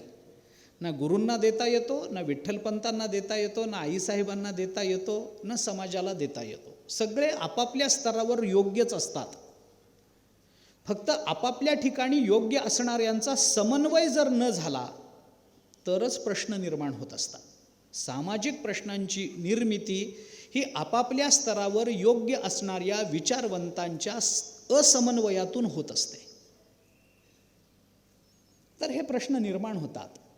त्याच वेळेला तो समन्वय झाला असता सगळेच प्रश्न मिटले असते, पण ते व्हायचं नव्हतं. ज्ञानोबांची तशी इच्छा नव्हती, भगवंताची तशी इच्छा नव्हती. ते चरित्र प्रकट व्हायचंच होतं. खूप त्रास विठ्ठलपंतांनी सहन केला. अन्न पाण्याविना, समाजाकडून अन्न मिळेना, कोणी अन्न द्यायला तयार नाही, पण भिक्षा तर मागावी लागणार, काय करावं. पण त्याच वेळेला घरातली लहान मुलंसुद्धा होतीच की, त्यांच्याकडे बघून विठ्ठलपंत या ना त्या निमित्तानं ते सहन करतच होते. असू दे, एक स्वभाव म्हणून सहन करणं होतंच. ठीक आहे, जाऊ द्या, सोडून द्या, कशा करता, किती दिवस आपले. समाजावर क्रोध करून मिळणार काय. राहिले आपली थोडी वर्ष, त्या थोड्या वर्षाकरता सहन करण्यापेक्षा जर क्रोध केला तर आत्तापर्यंत जीवन इतकं चांगलं गेलं आहे, साधन संपन्न गेलं आहे, भगवत कृपेनं गेलेलं आहे, आणि उगीच त्या जीवनाच्या शेवटी आपल्या जीवनाची माती करणारा क्रोध अंतःकरणात धारण करण्यात काय तात्पर्य आहे. शहाण्या माणसाचा विचार असा असतो, क्रोधो हि शत्रू प्रथमो नराणाम देहस्थितो देह विनाशनाय यथास्थितो काष्ठगतो हि वन्ये स एव वन्यर्दहते शरीरम. असा क्रोध हा माणसाचा शत्रू आहे. आपल्या मराठीत एक म्हण आहे, जुन्या लोकांना माहिती आहे, आता नवीन लोकांना म्हणीच माहीत नाही. शाळेत म्हणी फार शिकवत नाहीत आता. आपल्या मराठीत एक म्हण आहे, क्रोध खाई आपल्याला आणि संतोष खाई दुसऱ्याला. आपला क्रोध आपल्याला त्रास देत असतो आणि आपल्याला प्राप्त झालेला संतोष दुसऱ्याला त्रास देत असतो. क्रोध खाई आपल्याला आणि संतोष खाई दुसऱ्याला. यथास्थितो काष्ठगतो हि वन्ये स एव वन्यर्दहते शरीरम. तोच अर्थ आहे. तोच अर्थ. लाकडामध्ये लहरणारा अग्नी जेव्हा लाकडातून प्रकट होतो तेव्हा तो जिथं राहिला त्यालाच पहिल्यांदा संपवतो आणि मग दुसऱ्याला. आपण एखाद्यावर चिडलो आणि त्याला जर मारायला गेलो तर आपण त्याला मारल्यामुळे त्याला काय दुःख होईल हा प्रश्न नंतरचा आहे. त्याला मारण्यापूर्वी आपला बीपी वाढतो हे जास्त महत्त्वाचं असतं. तो क्रोध आधी आपल्याला त्रस्त करतो आणि मग दुसऱ्यांना. कशा करता तो क्रोध धारण करायचा. मग क्रोध आला की बाकी सगळंच आलं. ध्यायतो विषयान् पुंसः संगस्तेषु उपजायते संगात संजायते कामः कामात क्रोधोभी जायते. इथून पुढची सगळी अधःपतनाची परंपरा लागू झालीच ना. क्रोधात भवती सम्मोहा सम्मोहात स्मृतिविभ्रमः स्मृतिभ्रंशात बुद्धिनाशो बुद्धिनाशात प्रणश्यती. हे चालतंच ना सगळं. एका लागून एक येतं. विठ्ठलपंतांनी कुणावरही क्रोध कधीही केला नाही. त्याच वेळेला ज्ञानेश्वर महाराजांचं आणि निवृत्तीनाथ महाराजांनी सर्व भावंडांचं बालपण ते त्याच वेळेला चालू होतं. ज्ञानेश्वर महाराजांचं बालपण काय आहे, भावार्थ रामायणाच्या पहिल्याच कांडामध्ये, बालकांडामध्ये अगदी सुरुवातीला, मला वाटतं 4-5व्या प्रसंगात किंवा त्याच्या पुढं असेल, थोडंसं मागे पुढे 6व्या-7व्या असेल, पण त्या प्रसंगामध्ये नाथ महाराजांनी आपल्याला प्राप्त होणाऱ्या अवस्थांची वर्णनं केली आहेत. बाल्य, तारुण्य, प्रौढ आणि वृद्ध अशा अवस्थांची वर्णनं नाथ महाराजांनी खूप विस्ताराने केली आहेत. एक सगळा अध्याय, एक सगळा प्रसंग त्याच्याकरता खर्च केला आहे. बहुतांश ओव्या याच ह्याच्यातल्या आपल्याला तिथं दिसतील. बालकांडातच आलंय ते. याच्यातली कोणती अवस्था, मानवी जीवनामध्ये येणारी बाल्यापासून ते वृद्धावस्थेपर्यंतची कोणतीही अवस्था ही खरं म्हणजे माणसाला समाधान देणारी नसतेच. नाथ महाराज म्हणतात, बालपणातला दोष काय आहे? आपल्याला तुकोबारायांनी सांगितलंच आहे की बालपण गेले नेणता, म्हणजे अज्ञान हा बालपणातला दोष आहे. तरुणपणी विषय व्यथा दोष आहे. प्रौढपणी प्रवर्तली, वृद्धपणी प्रवर्तली चिंता, वृद्ध काळामध्ये चिंता लागते. या सगळ्याचा विचार करा ना. बरं, मरण अवस्था आली तरी तुकोबाराय म्हणतात, मरे मागुता जन्म, म्हणजे पुनर्जन्म आहेच आहे. पुन्हा जन्म मरणाचं संसरण मरणानंतरही आहेच आहे. कुठली अवस्था समाधानाची आहे सांगा ना. गंमत त्याच्यातली एवढीच आहे, मी आपल्याला थोडंसं संकोचानं सांगतो. आपली बाल्यावस्था आहे सगळ्यालाच आहे, या अवस्था सगळ्यांना येणार आहेत, प्रश्न तो नाही. आपली बाल्यावस्था इतरांकरता आनंदाची असते, पण बालकाकरता दुःखाचीच असते. कारण त्याला काहीच कळत नसतो.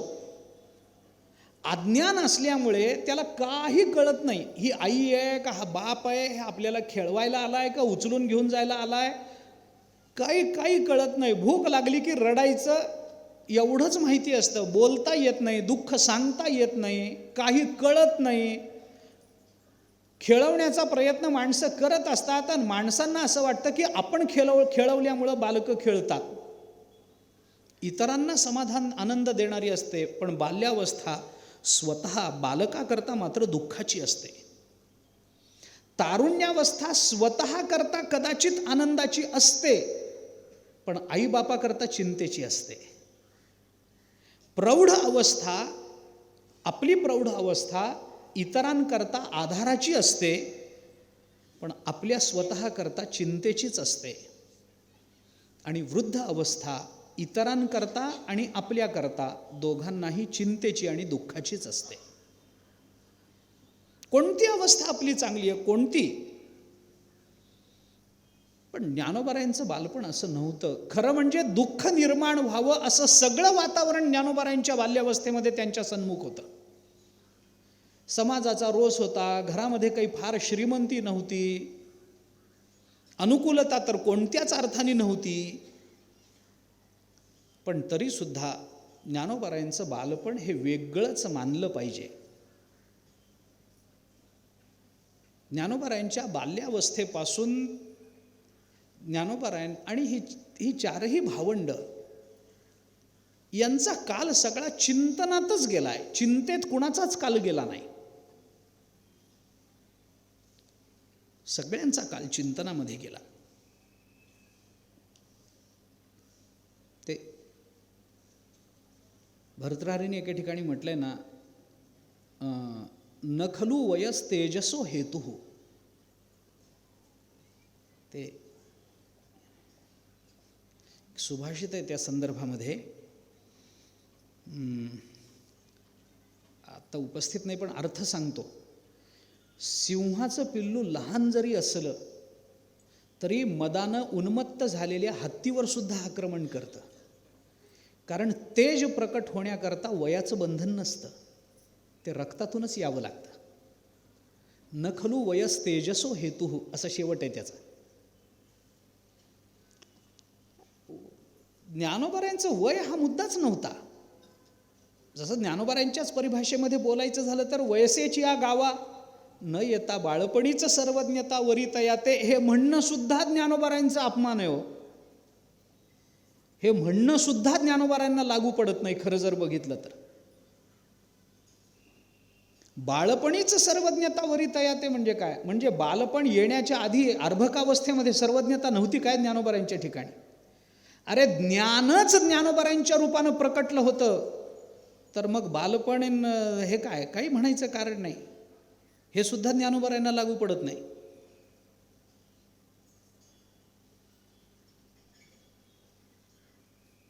ब्रह्मसूत्रामध्ये अनाविष्कुर्वन् नन्वयात असं एक सूत्र आलं आहे. त्या सूत्रावर भाष्य करताना एकाच सूत्राचं अधिकरण आहे. त्या सूत्रावर भाष्य करताना आचार्यांनी तिथं एक प्रमाण म्हणून श्रुती दिली.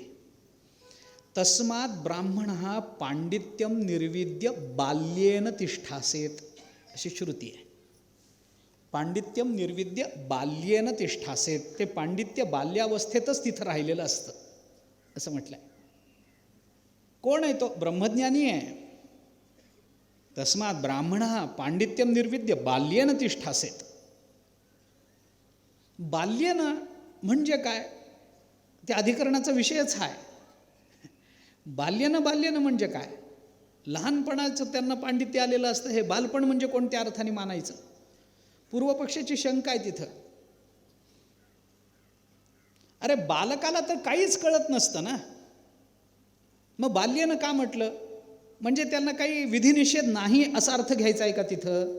लहान मूल जिथं बसवलेलं असतं तिथं बसतं, तिथंच त्याची शी शू सगळं तिथंच करतं, त्याच्यातच खेळतं आणि त्याच्यातच त्याला आई भरवली तर खातही. काय विधिनिषेध आहे अशा अर्थाने म्हणायचं आहे का? आचार्याने उत्तरपक्ष करताना सांगितलं तसं म्हणायचं नाही बाबा. मग बाल्यनं का म्हटलं? त्याचा अर्थ करताना आचार्याने फार गोड अर्थ केला आहे. आचार्य म्हणतात कुठलंही बालक जन्माला येताना गतजन्मातलं वैर लक्षात ठेवून जन्माला येत नसतं, निर्वैर असतं. आचार्यांचं वाक्य गोड आहे. ज्ञान अध्यायन धार्मिकत्वादिभिः आत्मानम अविख्यापयन दंभ दर्प रहितो भवेत इति बाल्येन तिष्ठासेत. दंभ दर्प रहितो भवेत असं आचार्यांचं वचन आहे. दंभ आणि दर्प रहित अशी अवस्था म्हणजे बाल्यावस्था असते. मग आपण प्रौढ अवस्थेत आहोत का आपण वृद्ध अवस्थेत आहोत याच्याशी घेणं देणं नसतं. तारुण्यामध्ये दंभदर्प रहित असेल तरी ती बाल्यावस्थाच माना. प्रौढावस्थेमध्ये दंभदर्प राहित्य असेल तर बाल्यावस्थाच आहे का? कारण मुळात बालक दंभदर्प रहित असतं.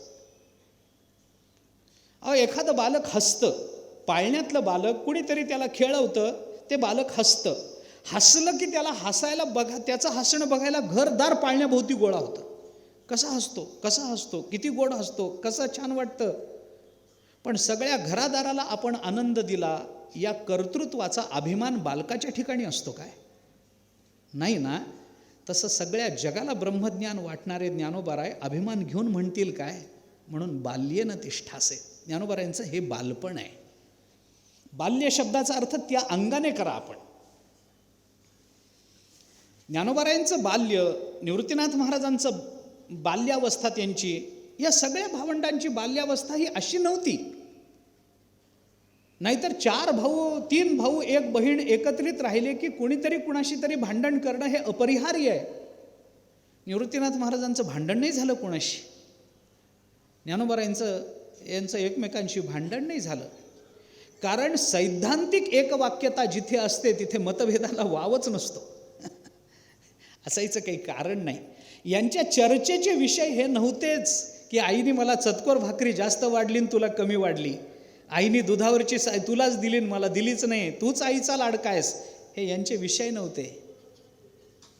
यांचे विषय वेगळे होते. कोहम कथमिदम जातम को वै कर्तास्य विद्यते उपादान किमस्तिह विचार्य सोयमीदृशः. बाल्यावस्थेमधल्या चिंतनाचे हे विषय आहेत. आहे मी हा कोण करावा विचार, म्हणे ज्ञानेश्वर निवृत्तीचा. पर हे विचार करावेत अशी खरं म्हणजे त्यांना गरज नव्हती. हे काय आहे, विषयांतर होईल पण सांगतो काय आहे. आहे वेळ, काढला तर पाहिजेच. पंचदशीकारांनी अभ्यासाचं चिंतन करताना, मी हे का बोलतो हे ज्ञानोबांच्या चरित्रातच मला सांगायचं आहे म्हणून बोलतो. अभ्यासाचं चिंतन करताना तर चिंतनम तत्कथनम अन्योन्यम तत्प्रबोधनम एतदेक परत्वंच ब्रह्माभ्यासम विदुर्बुधा अशी अभ्यासाची व्याख्या केली. हा श्लोक आपल्याला योगवासिष्ठातही सापडतो, थोडा पाठभेद घेऊन. तच्चिंतनम तत्कथनम अन्योन्यम तत्प्रबोधनम एतदेक परत्वंच तद अभ्यासम विदुर्बुधा हे योगवासिष्ठात आहे, आणि ब्रह्माभ्यासम विदुर्बुधा हे पंचदशीत आहे. काही फरक पडत नाही. पंचदशीमध्ये जी अनेक ग्रंथाची प्रमाणं आपल्याला सापडतात त्याच्यातलं हे एक प्रमाण, मुळातलं ते योगवासिष्ठातलं. तच्चिंतनम कथनम अन्योन्यम तत्प्रबोधनम, 3 गोष्टींना अभ्यास म्हटलंय. आता या तिन्हीची संगती कशी लावायची? पंचदशीवरच्या पीतांबरी टीकेमध्ये पीतांबरदासजींनी याची संगती लावताना असं म्हटलंय की चिंतन, कथन आणि प्रबोधन हे कधी करायचं असतं? जेव्हा आपल्यापेक्षा कमी अधिकाराची व्यक्ती आपल्या समोर येते तेव्हा कथनम. नाही, आपल्यापेक्षा कमी अधिकाराची व्यक्ती समोर येते तेव्हा तर चिंतनम. आपल्यापेक्षा जास्त अधिकाराची व्यक्ती जेव्हा समोर येते तत् कथनम, आणि आपल्या समान अधिकाराची व्यक्ती आपल्याजवळ येते तेव्हा त्याच्याबरोबर अन्योन्यम तत्प्रबोधनम. ब्रह्माभ्यासम विदुर्बुधा, याला ब्रह्माभ्यास म्हणा. कसा करायचा? आपल्याला कळलेलं तत्व ज्याला कळलं नाही अशी व्यक्ती आपल्या समोर आली, कमी अधिकाराची, आपल्यापेक्षा लहान अशी व्यक्ती समोर आली तर तिला ते चिंतन सांगा. आपल्यापेक्षा जास्त अभ्यास केलेली व्यक्ती आपल्या समोर आली तर त्यांना ते चिंतन, त्यांना ते तत्व हे सांगा, म्हणजे त्यांच्यासमोर बोलून दाखवा की जेणेकरून आपलं काही चुकत असेल तर त्यांनी आपल्याला सांगावं. आणि आपल्यापेक्षा आपल्या बरोबरीची समान अधिकाराची व्यक्ती जर आपल्या बरोबर आली, आपल्या समवेत असेल तर अन्योन्यम तत्प्रबोधनम, एकमेकांना सांगून ती तपासून घ्या. याला अभ्यास असं म्हणतात. अभ्यास करणं म्हणजे पुस्तक वाचणं नव्हे. अभ्यासाचा काय परिणाम आहे हा स्वतंत्र विषय आहे, आत्ता मी बोलत नाही. ते ज्ञानेश्वरीतही बघा, गाथ्यातही बघा. असाध्य ते साध्य करिता सायास कारण अभ्यास, तो का म्हणे अभ्यास हे त्याचं कारण आहे. असाध्य ते साध्य जर करायचं असेल तर, पण त्याच्याकरता काय करावं लागतं? कारण अभ्यास. पण अभ्यास कसा करायचा? करिता सायास, सायास करून केलेला अभ्यास. उगी कानावर पडलं आणि चिंतन केलं असं नाही, सायास करून केलेला अभ्यास असाध्य ते साध्य करून देतं.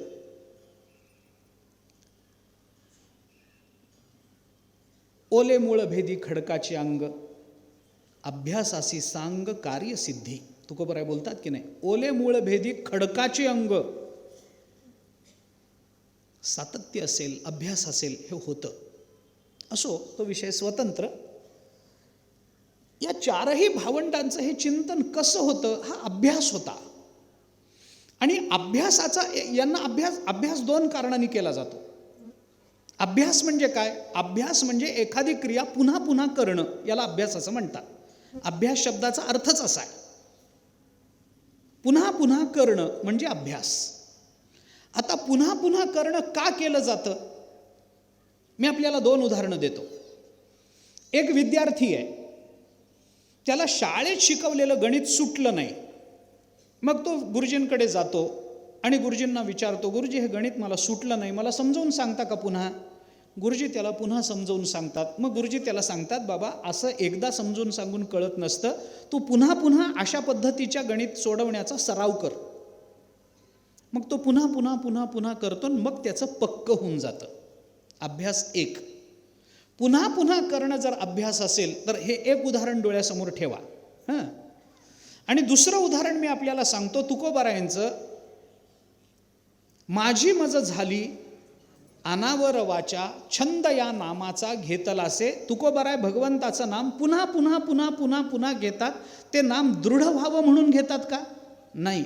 मग दृढ झालेल्या नामाचा पुन्हा पुन्हा आनंद घेण्याकरता पुन्हा पुन्हा नाम घेतात. बरोबर? म्हणजे पुन्हा पुन्हा करणं हा जर अभ्यास असेल तर पुन्हा पुन्हा करणं दोन कारणांनी असतं. एकतर सिद्धांत पक्का व्हावा याच्याकरता पुन्हा पुन्हा करण्यातून अभ्यास होतो, आणि दुसरं प्राप्त झालेल्या सिद्धांताचा पुन्हा आनंद मिळवण्याकरता ती गोष्ट पुन्हा पुन्हा करावी लागते. ज्ञानोबारायने ब्रह्माभ्यास या तीनही भावंडांबरोबर केला. कशाकरता केला? सिद्धांत पक्का व्हावा म्हणून नाही, आपल्याला ज्ञात झालेल्या सिद्धांताचा पुनःप्रत्ययाचा आनंद मिळावा म्हणून.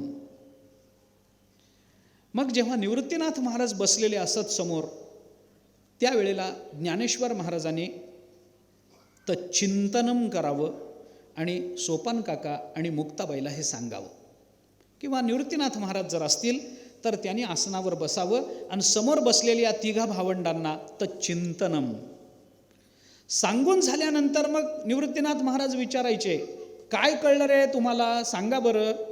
मग आपल्याला काय कळलं हे सांगण्याकरता कधी ज्ञानोबाराय, कधी सोपान काका, कधी मुक्ताबाई हात जोडून निवृत्तीनाथ महाराजांना सांगायचे, दादा तुम्ही आत्ता जो सिद्धांत जी प्रक्रिया आम्हाला सांगितली की नाही ती अशी अशी अशी होती, तत्कथनम.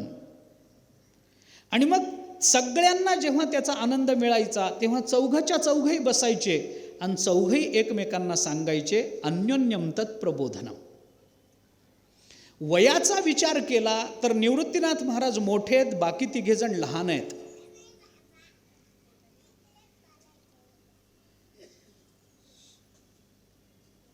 अधिकार संपन्नतेचा आणि संत वाङ्मयाच्या दृष्टीने विचार केला तर आद्यत्रय जननी असल्यामुळे मुक्ताबाई सगळ्यांची आई होते, उपदेश करू शकते. आणि प्राप्त झालेल्या अवस्थेच्या अधिकार संपन्नतेच्या दृष्टीने विचार करायचा झाला तर हे सगळे समान अवस्थेमध्ये आहेत. निवृत्तीनाथ महाराजांना जास्त बोध आहे आणि ज्ञानोबारायांना थोडा कमी आहे, त्यांच्यापेक्षा सोपान काकांना कमी आहे असं नाही. ब्रह्मज्ञान असा न्यून श्रेष्ठ अशा भावामध्ये अडकत नाही ब्रह्मज्ञान कधी, सगळ्यांना समान. भले काल आपण ज्ञानोबाराय आणि तुकोबाराय यांना काळाच्या दृष्टीनं मागे पुढे मानू हो, अधिकाराच्या दृष्टीनं मानू काय? की ज्ञानोबाराय, अरे तुकोबारायने म्हणू दे पायीची वाहन पायी बरी, पण आपण म्हणावं काय? आपल्याला ज्ञानोबाराय जेवढे मोठे तेवढेच तुकोबाराय, नखाचा फरक नाही दोघांच्या अधिकारात. मग लोक म्हणतात मग ज्ञानोबारायांनी भिंत नाही चालवली, चालवली आणि तुकोबारायांनी का नाही चालवली? त्यांना गरज पडली नाही म्हणून चालवली नाही, यांना चांगदेव बसून आले म्हणून चालवावी लागली. याचा अर्थ तुकोबारायांना चालवता येत नव्हती असं नाही ना हो, अधिकाराची न्यूनता नाहीच ना. आम्ही भेदभाव करत नाही संतांमध्ये, आपला संप्रदाय तसं सांगत नाही, आपलं वाङ्मय तसं शिकवत नाही आपल्याला. मग ते कोणी असो कसंही असो, ना जातीची श्रेष्ठ कनिष्ठता आहे, ना अधिकाराची श्रेष्ठ कनिष्ठता आहे, ना आश्रमाची श्रेष्ठ कनिष्ठता आहे. निवृत्तीनाथ महाराजांपासून ते निळोबारायांपर्यंत जी संत परंपरा आपल्या उपासनेकरता आणि संप्रदायाच्या विशिष्ट बंधनांकरता म्हणून आपण स्वीकारलेली आहे, त्याच्यामध्ये तरतम भावाची योजना आपला संप्रदाय करत नाही, हे लक्षात ठेवा. निळोबारायांनंतर संत झालेच नाहीत असं नाही, पण आपल्या उपासनेकरता म्हणून आपण ते ठेवलं आहे, ती मर्यादा ठेवली आहे. ती मर्यादा असेल तर सर्वांना एकत्रितपणानं कार्य करता येतं. म्हणून प्रमाण देताना आपण निवृत्तीनाथ महाराजांपासून निळोबारायांपर्यंतचं प्रमाण देतो. त्याच्यानंतर झालेल्या कित्येक संतांचं वाङ्मय उपलब्ध आहे, पण ते त्या परंपरेच्या अभिमानाचा विषय, ते संप्रदायाच्याही अभिमानाचा विषय आहे. पण असं जर करत गेलं तर मग ते खूप विस्तारत जाईल. याच्याकरता आपल्या उपासनेकरता या मर्यादा घालून घ्या ना. निवृत्तीनाथ महाराज ते निळोबाराय ही आपली परंपरा आहे. कोण श्रेष्ठ आणि कोण कनिष्ठ? निळोबाराय हे तुकोबारायांचे अनुयायी आहेत, भक्त आहेत, शिष्य आहेत. म्हणून तुकोबाराय श्रेष्ठ, निळोबाराय कमी असं होतं नाही महाराज. ते मानणं हा निळोबारायांचीही नम्रता आहे. पण अधिकाराच्या दृष्टीने जर विचार केला तर तुकोबाराय ज्या अधिकारावर आरूढ आहेत त्याच अधिकारावरती निळोबाराय आरूढ आहेत. भेदभाव करत नाही आपण. या चारही भावंडांचा हा बालपणाचा काळ अत्यंत आनंदाचा, बाहेरून सगळी संकट असताना मध्ये आनंदात राहणं हेच संतांचं जीवन असतं. बाहेरून सगळी प्रतिकूलता आहे आणि आतला गाभा मात्र आनंदाचा आहे. संत जीवन असं. आमचे आजोबा असं म्हणायचे. महाराज म्हणायचे, सगळ्या प्रतिकूलतेतून अनुकूलता कशी शोधून काढावी हे संतांकडून शिकावं, आणि सगळ्या अनुकूलतेतून प्रतिकूलता कशी हुडकून काढावी हे आपल्याकडून शिकावं. सगळं अनुकूल असताना आपण रडतो आणि सगळं प्रतिकूल असताना ही भावंड तत्वज्ञानाची चर्चा करतात. तत्वज्ञान हा चर्चेचा विषय नाही, तो अनुभवाचा विषय आहे. हे अनुभवाची जोगे नोहे बोला ऐसे. तो अनुभव बालपणापासून ही भावंड घेत असत. म्हणून त्यांचं बालपण हे वयावर अवलंबून नाही. त्यांचं बालपण पांडित्यम निर्विद्य बाल्येन तिष्ठासेत या अवस्थेवर आहे. आचार्यांच्या वयाचं चिंतन करताना आपण म्हणतोच की नाही, अष्टवर्षे चतुर्वेदो. 8व्याच वर्षी 4 वेदात आचार्य पारंगत होते. 8व्याच वर्षी. फार नाही. 8 वर्ष म्हणजे काय असतो? काय फार मोठं आयुष्य झालं काय? 8 अशी किती 8 गेले? काय नाही. वेदातली एक ऋचा एक मंत्रसुद्धा पाठ नाही. जगद्गुरु शंकराचार्यांना 8व्या वर्षी 4च्या 4 वेद कंठस्थ होते. अर्थासह 12 सर्व शास्त्रवित. 12व्या वर्षी आचार्य सर्व शास्त्राचे ज्ञाते होते. 12व्या वर्षी. फार नाही. थोडं पुढे येतो. 16 कृतवान भाष्यम. 16व्या वर्षी आचार्यांनी भाष्य केलं. ज्ञानोबारांनी गीतेवरचं भाष्य कितीव्या वर्षी केलं?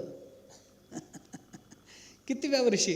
16व्या. 16 कृतवान भाष्यम. 16व्या वर्षी जगद्गुरु शंकराचार्यांनी ब्रह्मसूत्र, उपनिषद आणि भगवद्गीतेवर भाष्य लिहिलं. 16व्या वर्षी हो.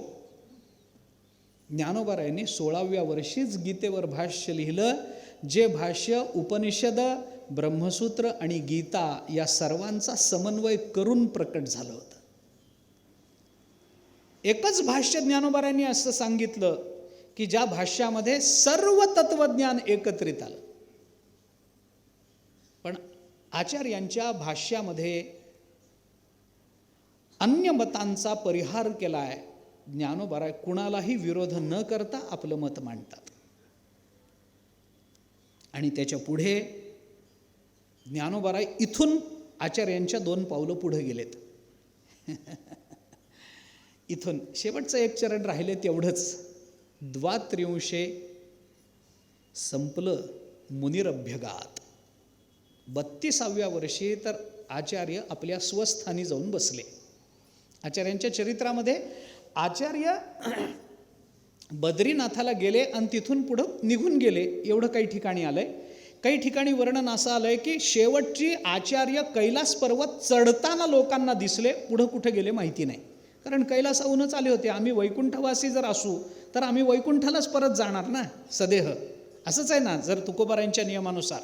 तसं आचार्य तिथून आले. शंकरम शंकराचार्यम केशवम बादरायणम सूत्रभाष्यकृतम वंदे भगवंतो पुनः पुन्हा जर असेल तर आचार्य कैलास पर्वतावरून भगवान शंकर आचार्यांच्या रूपानं आले.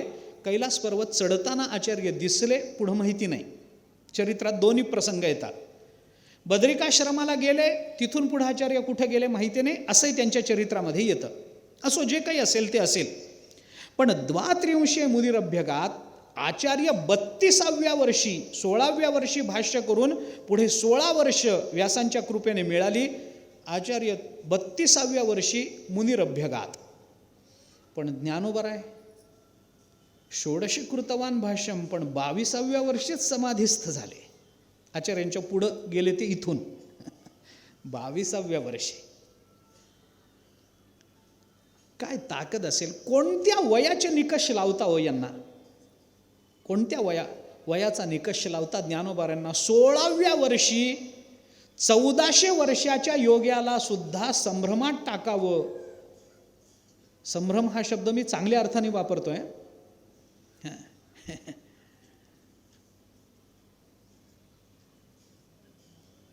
1400 वर्षाच्या योग्याला सुद्धा विस्मयचकित करण्यासारखं भाष्य 16व्या वर्षी ज्ञानोबाऱ्यांनी सांगावं.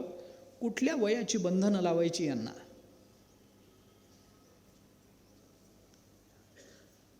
ज्ञानोबारायादिक भावंडांचं बालपण हे अशा पद्धतीनं सुरू झालं.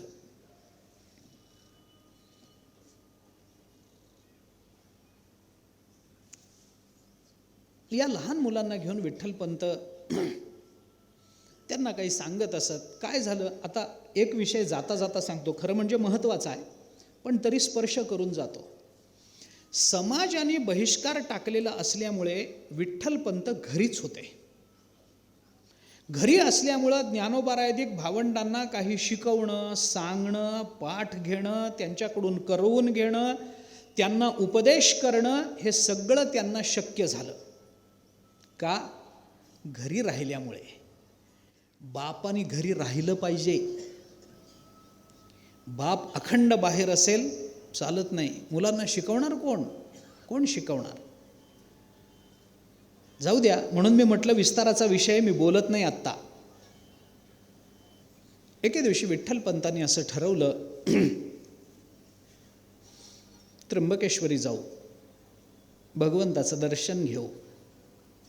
चारही भावंडांना पत्नीला घेऊन विठ्ठलपंत त्र्यंबकेश्वरी आले. ब्रह्मगिरीची प्रदक्षिणा करताना अचानक एक वाघ समोर आला. त्यावेळेला वाघ होते, आत्ता येत का? पण निवृत्तीनाथ महाराज नाहीत ना आता, काय करणार? अचानक वाघ समोर आला, पळापळ झाली. ब्रह्मज्ञानी महात्म्याची सुद्धा पळापळ होते, होत नाही असं नाही.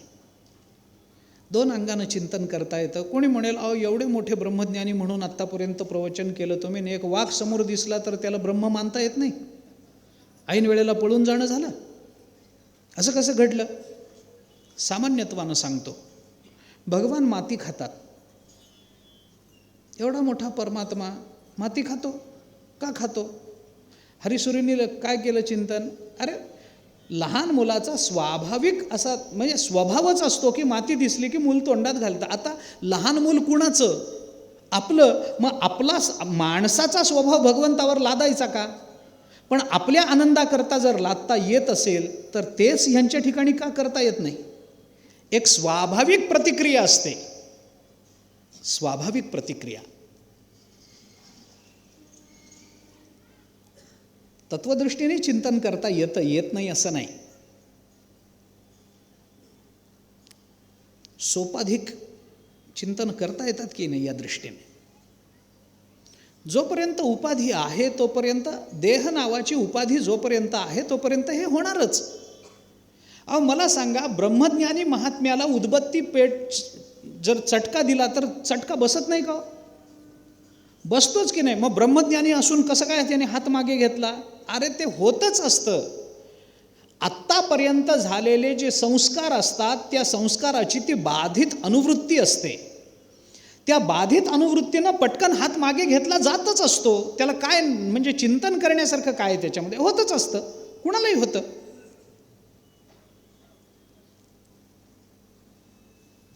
दुसरा विचार आचार्यांच्या तत्वज्ञानातून कथेतून जर बघायचा झाला, आचार्य चर्चा करत ब्रह्मसत्यम जगन्मिथ्या चालू होतं. अचानक हत्ती आला, हत्ती उधळलेला हत्ती आला, धावत अंगावर आला. सगळी पळापळ झाली. आचार्यही तिथून पळून गेले. पळता पळता एकाने विचारलं, आत्ता ब्रह्मसत्यम जगन्मिथ्या म्हणत होतात आणि आत्ता पळून जाता? तर त्याने सांगितलं, आचार्य गजो मिथ्या. अरे जगच मिथ्या आहे तर हत्ती मिथ्या माना की. आचार्यांना ती काय उत्तरं असतात बघा ना, प्रत्युत्पन्न मती कशी असते. आचार्याला त्याने सांगितलं, आचार्य गजो मिथ्या. आचार्याने पळता पळता त्याला सांगितलं, पलायनमापी मिथ्या. गजो मिथ्या तर पलायनमपि मिथ्या. अरे हत्ती खोटं आहे, माझं पळणंही खोटं आहे. तेच सूत्र इकडं लावलं तर काय बिघडलं?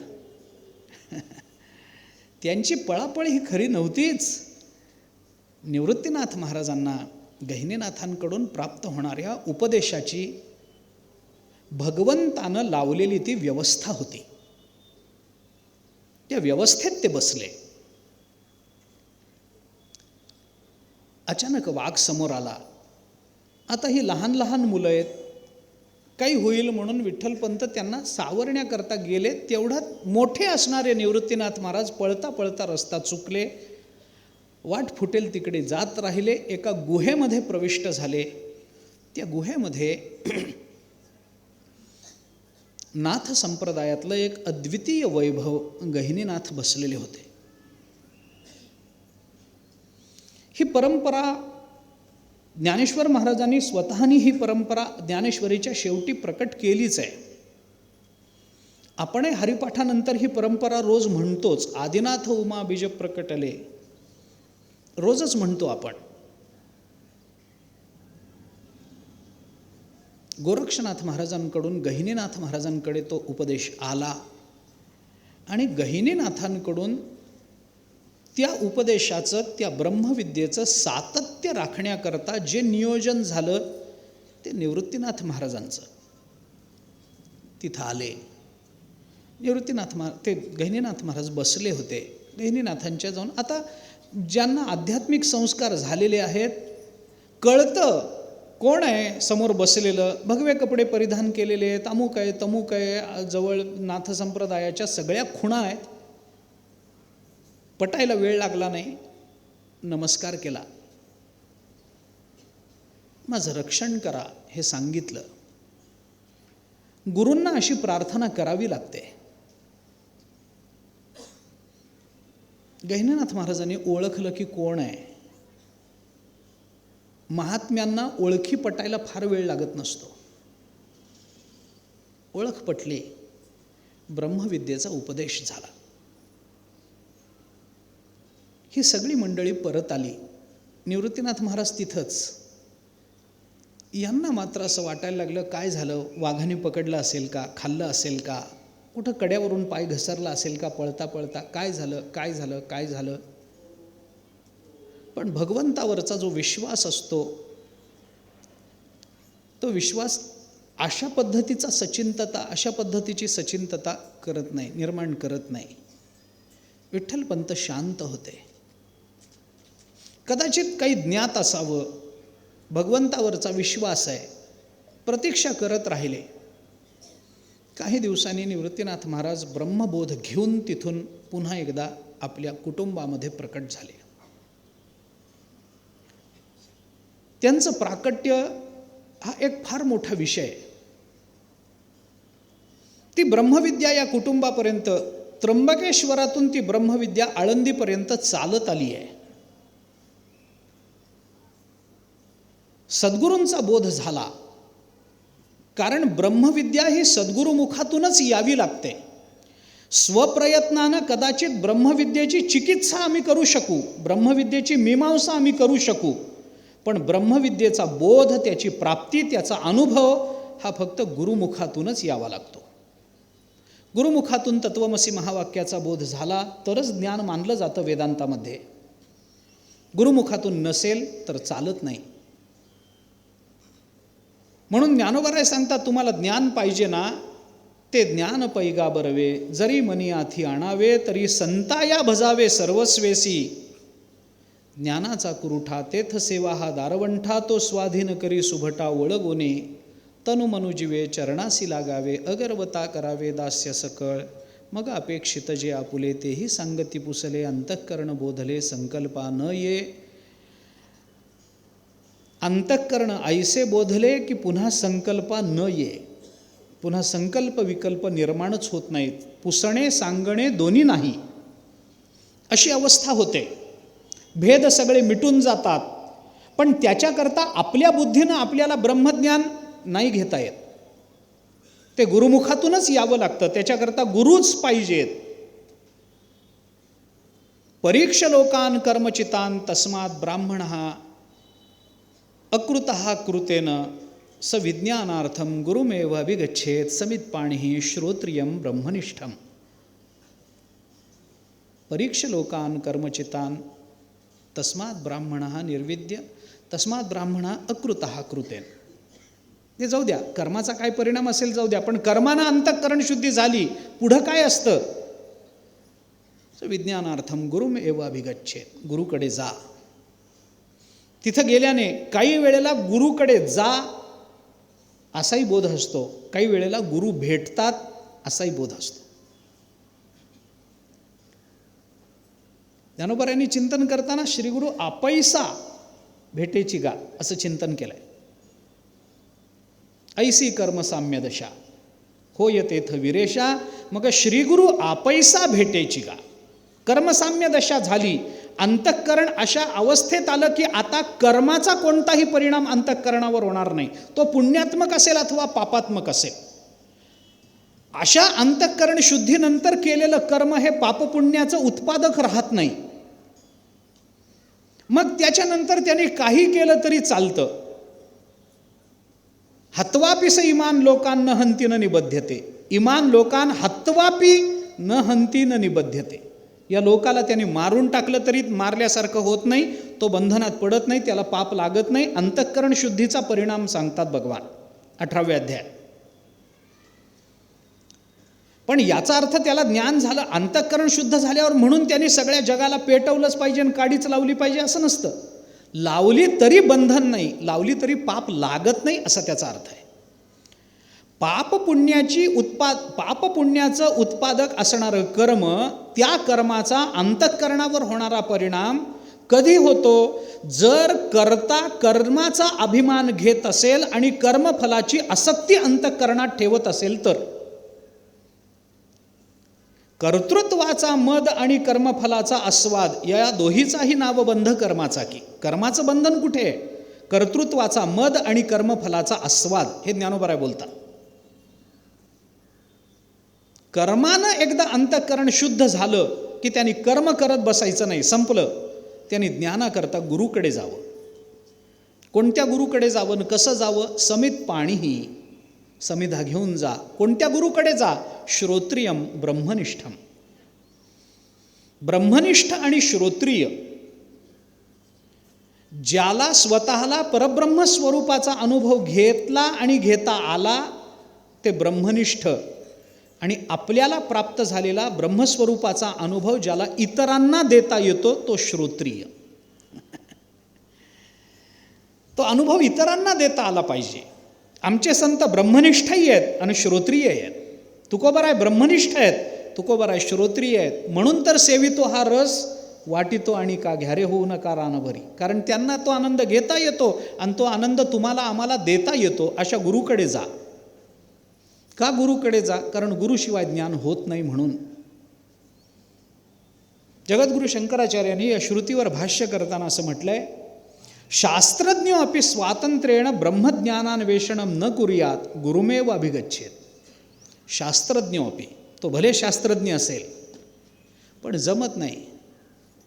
ते ज्ञानही आपैसे होईल, प्रज्ञा परिमाणूही उगाणा घेईल, सकळ शास्त्राचे येईल सर्वस्व हाता, परिते व्युत्पत्ती ऐसी, जरी विरक्ती नरिगे मानसी, तरी सर्वात्मका मजसी न होय भेट. भगवान बोलतात अर्जुनाला, भले त्याला ज्ञान होईल, किती ज्ञान? प्रज्ञा परिमाणूही उगाणा घेईल, सकळ शास्त्राची येईल सर्वस्व हाता. काय ज्ञान कमी आहे?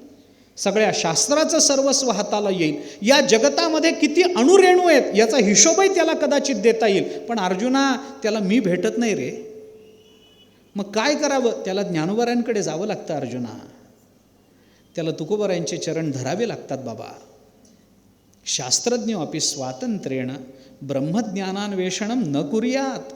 त्यांनी करू नये ब्रह्मज्ञानाचं अन्वेषण. मग काय करावं? गुरुमेव अभिगच्छेत. गुरुकडेच जा, दुसरीकडे जाऊ नका. गोकुळामधल्या गोपिकांना ब्रह्मज्ञान नव्हतं काय? गोकुळीच्या लोका झाले ब्रह्मज्ञान केलिया वाचून जपतपे. जपतप केल्या वाचून गोपिकांना ब्रह्मज्ञान होतं. परंतु भगवान पाळण्यामध्ये असताना सगळ्या गोपिका भगवंताच्या पाळण्याभोवती जमलेल्या, त्यावेळेला गर्गाचार्यांची स्वारी आली आणि गर्गाचार्यांना गोपिका विचारतात, गर्गाचार्य तुम्ही ज्ञानी आहात, तत्ववेत्ते आहात, आम्हाला एका प्रश्नाचं उत्तर द्या. काय प्रश्न? गोपिका विचारतात, गर्गाचार्य ब्रह्म म्हणजे काय असतं? ब्रह्म तिथं पाळण्यातच आहे, फार दूर नाही, पाळण्यातच झोपलेलं ब्रह्म आहे. आणि त्याच पाळण्याच्या जवळ बसून गोपिका विचारते, गर्गाचार्य ब्रह्म म्हणजे काय असतं? मग गोकुळीच्या लोका झाले ब्रह्मज्ञान. या गोपिका म्हणजे जर वेदगर्भीच्या श्रुती आहेत, त्यांना जर सगळंच कळतं, तर गर्गाचार्यांना ब्रह्म म्हणजे काय हे विचारायचं काय कारण आहे? या प्रश्नाचं उत्तर वल्लभाचार्यांनी भागवतावरच्या टीकेमध्ये दिलं आहे. त्यांची सुबोधिनी नावाची टीका आहे. त्या टीकेमध्ये हा प्रश्न त्यांनी उपस्थित केला आहे. आणि त्या टीकेचं उत्तर, त्या शंकेचं उत्तर देताना वल्लभाचार्य असं म्हणतात की गोपिका ब्रह्मज्ञानी आहेत याच्याबद्दल वाद नाही. मग वाद नाही तर मग का विचारलं ब्रह्म म्हणजे काय? वल्लभाचार्याने उत्तर दिलं की त्यांना जे ब्रह्मज्ञान झालं ते गुरुमुखातून आलं नव्हतं म्हणून विचारावं लागलं. कारण केलिया वाचुनी जपतपे आयतच मिळालं होतं. ब्रह्मज्ञान हे गुरुमुखातूनच यावं लागतं. नाहीतर भगवान श्रीकृष्ण स्वतः ब्रह्म असताना सांदीपनी ऋषींच्या आश्रमात का राहिले? रामचंद्र प्रभू स्वतः परब्रह्म असताना वसिष्ठांकडे का गेले? त्यांना ब्रह्मज्ञान नव्हतं का? अरे असायचं कारणच नाही, ते स्वतःच ब्रह्मस्वरूप आहेत, ते स्वतःच आकाराला आलेलं ब्रह्म आहे. पण तरीही ब्रह्मज्ञानाची चिकित्सा ब्रह्मज्ञानान्वेषणम न कुर्यात गुरुमेव अभिगच्छेत, हा सिद्धांत सिद्ध करण्याकरताच रामचंद्र प्रभू वसिष्ठांकडे गेले. हा सिद्धांत सिद्ध करण्याकरताच निवृत्तीनाथ महाराज गैनीनाथ महाराजांकडे गेले. ब्रह्मज्ञान नव्हतं असं नाही, ब्रह्मज्ञान होतंच, पण ते गुरुमुखातून येणं महत्त्वाचं होतं. ते ब्रह्मज्ञान गुरुमुखातून प्राप्त झालं. एक अलौकिक अशी परंपरा या निमित्तानं महाराष्ट्रामध्ये आली. आणि महाराष्ट्रामध्ये आलेल्या या परंपरेमध्ये निवृत्तीनाथ महाराजांचा गुरुपदेश या सगळ्या नाथ परंपरा आणि वारकरी संप्रदाय यांचं एक मध्यवर्ती असं केंद्रस्थान बनलं. हा गुरुपदेश साधा नाही, हा गुरुपदेश फार महत्त्वाचा आहे. त्याच्याबद्दल बोलावं लागणार आहे, थोडं बोलतो. ऐका, मला खरं वेळ संपली माझी, 1-2 मिनिटांमध्ये संपवतो, उद्या बोलू त्याच्यावर आपण. नाथ संप्रदाय आणि वारकरी आपल्या भाषेत सांगू का, जंक्शन आहे, जंक्शन. निवृत्तीनाथ महाराजांचा उपदेश म्हणजे नाथ संप्रदाय आणि नाथ परंपरा आणि वारकरी संप्रदाय यांचं जंक्शन आहे. इथून फार मोठे बदल झालेत. उपासना, तत्वज्ञान, जीवनाकडे बघण्याची दृष्टी याच्यातलं एक फार मोठं परिवर्तन या निवृत्तीनाथ महाराजांना झालेल्या गुरुपदेशातून प्रकट होतं. कारण नाथ संप्रदाय हा शैव संप्रदाय आहे. वारकरी संप्रदाय शैव आणि वैष्णव यांचा अतिशय मनोज्ञ आणि अतिशय सुंदर समन्वय आहे. अतिशय सुंदर, इतका सुंदर समन्वय 2 परंपरांचा जगात कुठंच तुम्हाला दिसणार नाही, कुठंच दिसणार नाही.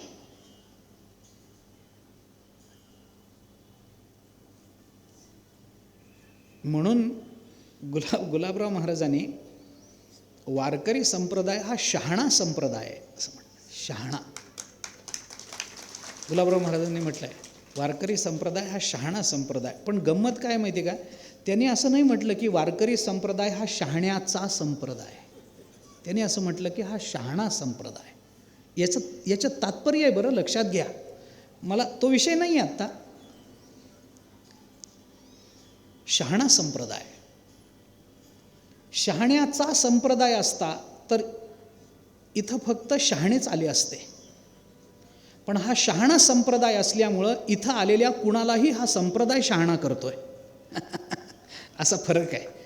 मूढ पापी जैसे तैसे, अरे खटनट यावे, शुद्ध होऊन जावे म्हणून शहाणा आहे, शहाण्याचा नाही आहे. हा संप्रदाय शहाणा आहे. या संप्रदायात या आणि शहाणं होऊन जा. खटनट यावे शुद्ध होऊन जावे. या संप्रदायात शहाण्यांनीच संप्रदायात यावं असं बंधन नाही. तसं जर असतं तर शहाण्याचा संप्रदाय झाला असता. पण हा संप्रदाय शहाणा असल्यामुळे इथं वेडा आला तरी शहाणा होऊन जातो आणि इथं शहाणा आला तरी आमच्या वाङ्मयाने वेडा होतो. असं आहे. अलौकिक संप्रदाय, वारकरी संप्रदायासारखा. मी वारकरी आहे म्हणून बोलतो असं समजू नका. मी केवळ अभिनिवेशानं बोलतो, अभिमानानं बोलतो असं समजू नका. कोणालाही तटस्थ बुद्धीनं जगतातल्या सर्व संप्रदायांचं परीक्षण करायला सांगा. वाङ्मय, आचारशीलता या सगळ्या निकषांवरती वारकरी संप्रदाया इतकं सत्य कोणीही उतरू शकणार नाही. ही काळ्या दगडावरची रेघ आहे महाराज. इतका सुंदर संप्रदाय या जगताच्या पाठीवर नाही. विचार करा. हा शैव संप्रदाय गहिनीनाथांनी उपदेश केला. अरे ना तरी एकादेने नाव त्याची शैव का वैष्णव. कुठले एको देव हा केशव वा शिव वा. ना तरी एकादेने नाव त्याची शैव का वैष्णव. त्याची वसे ते जे काही असेल ते पुढं. पण दोन्हीचा सुंदर समन्वय. भगवान शंकराला पांडुरंगरायांनी डोक्यावर धारण करावं आणि भगवंताच्या चरणापासून निघालेली गंगा भगवान शंकराने शिरावर धारण करावी. काही महत्व आहे का नाही.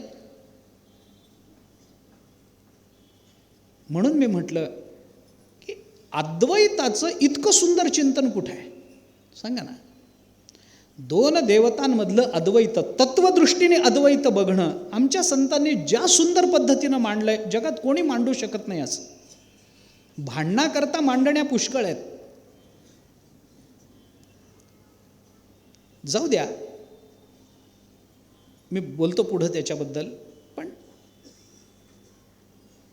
कृष्ण नामाच्या उपदेशानं निवृत्तीनाथ महाराजांना उपदेश झाला. नाहीतर नाथ संप्रदाय हा शैव संप्रदाय. शैव संप्रदायातल्या एखाद्या महात्म्याने कृष्ण नामाचा उपदेश करावा. म्हणून मी म्हटलं की इथून परिवर्तनाच्या खऱ्या दिशा आहेत. खऱ्या विचाराला इथून प्रारंभ आहे. आणि मग निवृत्तीनाथ महाराज तो उपदेश घेऊन आले आणि निवृत्तीनाथ महाराजांनी तो उपदेश पुढे ज्ञानोबारायांना दिला. असा कथाप्रसंग. ज्ञानोबारायांचा गुरुपदेश, त्यानंतर गुरुपदेशानं ज्ञानोबारायांच्या जीवनामध्ये प्राप्त झालेला आनंद, सोपान काकांच्या मुक्ताबाईंच्या जीवनामध्ये प्राप्त झालेला तो आनंद आणि त्याच्यानंतर मग मौंजी बंधनाकरता झालेली धडपड, त्याला प्राप्त झालेला नकार, त्याच्यातून विठ्ठलपंतांना देहांत प्रायश्चित्त भोगावं लागणं आणि त्याच्यानंतर या भावंडांची झालेली थोडी नाही म्हटलं तरी अवहेलना, या सगळ्या गोष्टीचा थोडासा विचार आहे. तो विचार उद्याला पाहू. आजची वेळ संपली. आजच्या पुरते इथे थांबू. राहिलेला विचार उद्या. पुंडलिक वरदा हरी विठ्ठल. श्री ज्ञानदेव तुकाराम. विठ्ठला विठ्ठला विठ्ठला विठ्ठला विठ्ठला विठ्ठला विठ्ठला विठ्ठला. पुंडलिक वरदा हरी विठ्ठल. श्री ज्ञानदेव तुकाराम. सद्गुरु श्री निवृत्तीनाथ महाराज की जय. माऊली ज्ञानेश्वर महाराज की जय. सद्गुरु जोग महाराज की जय.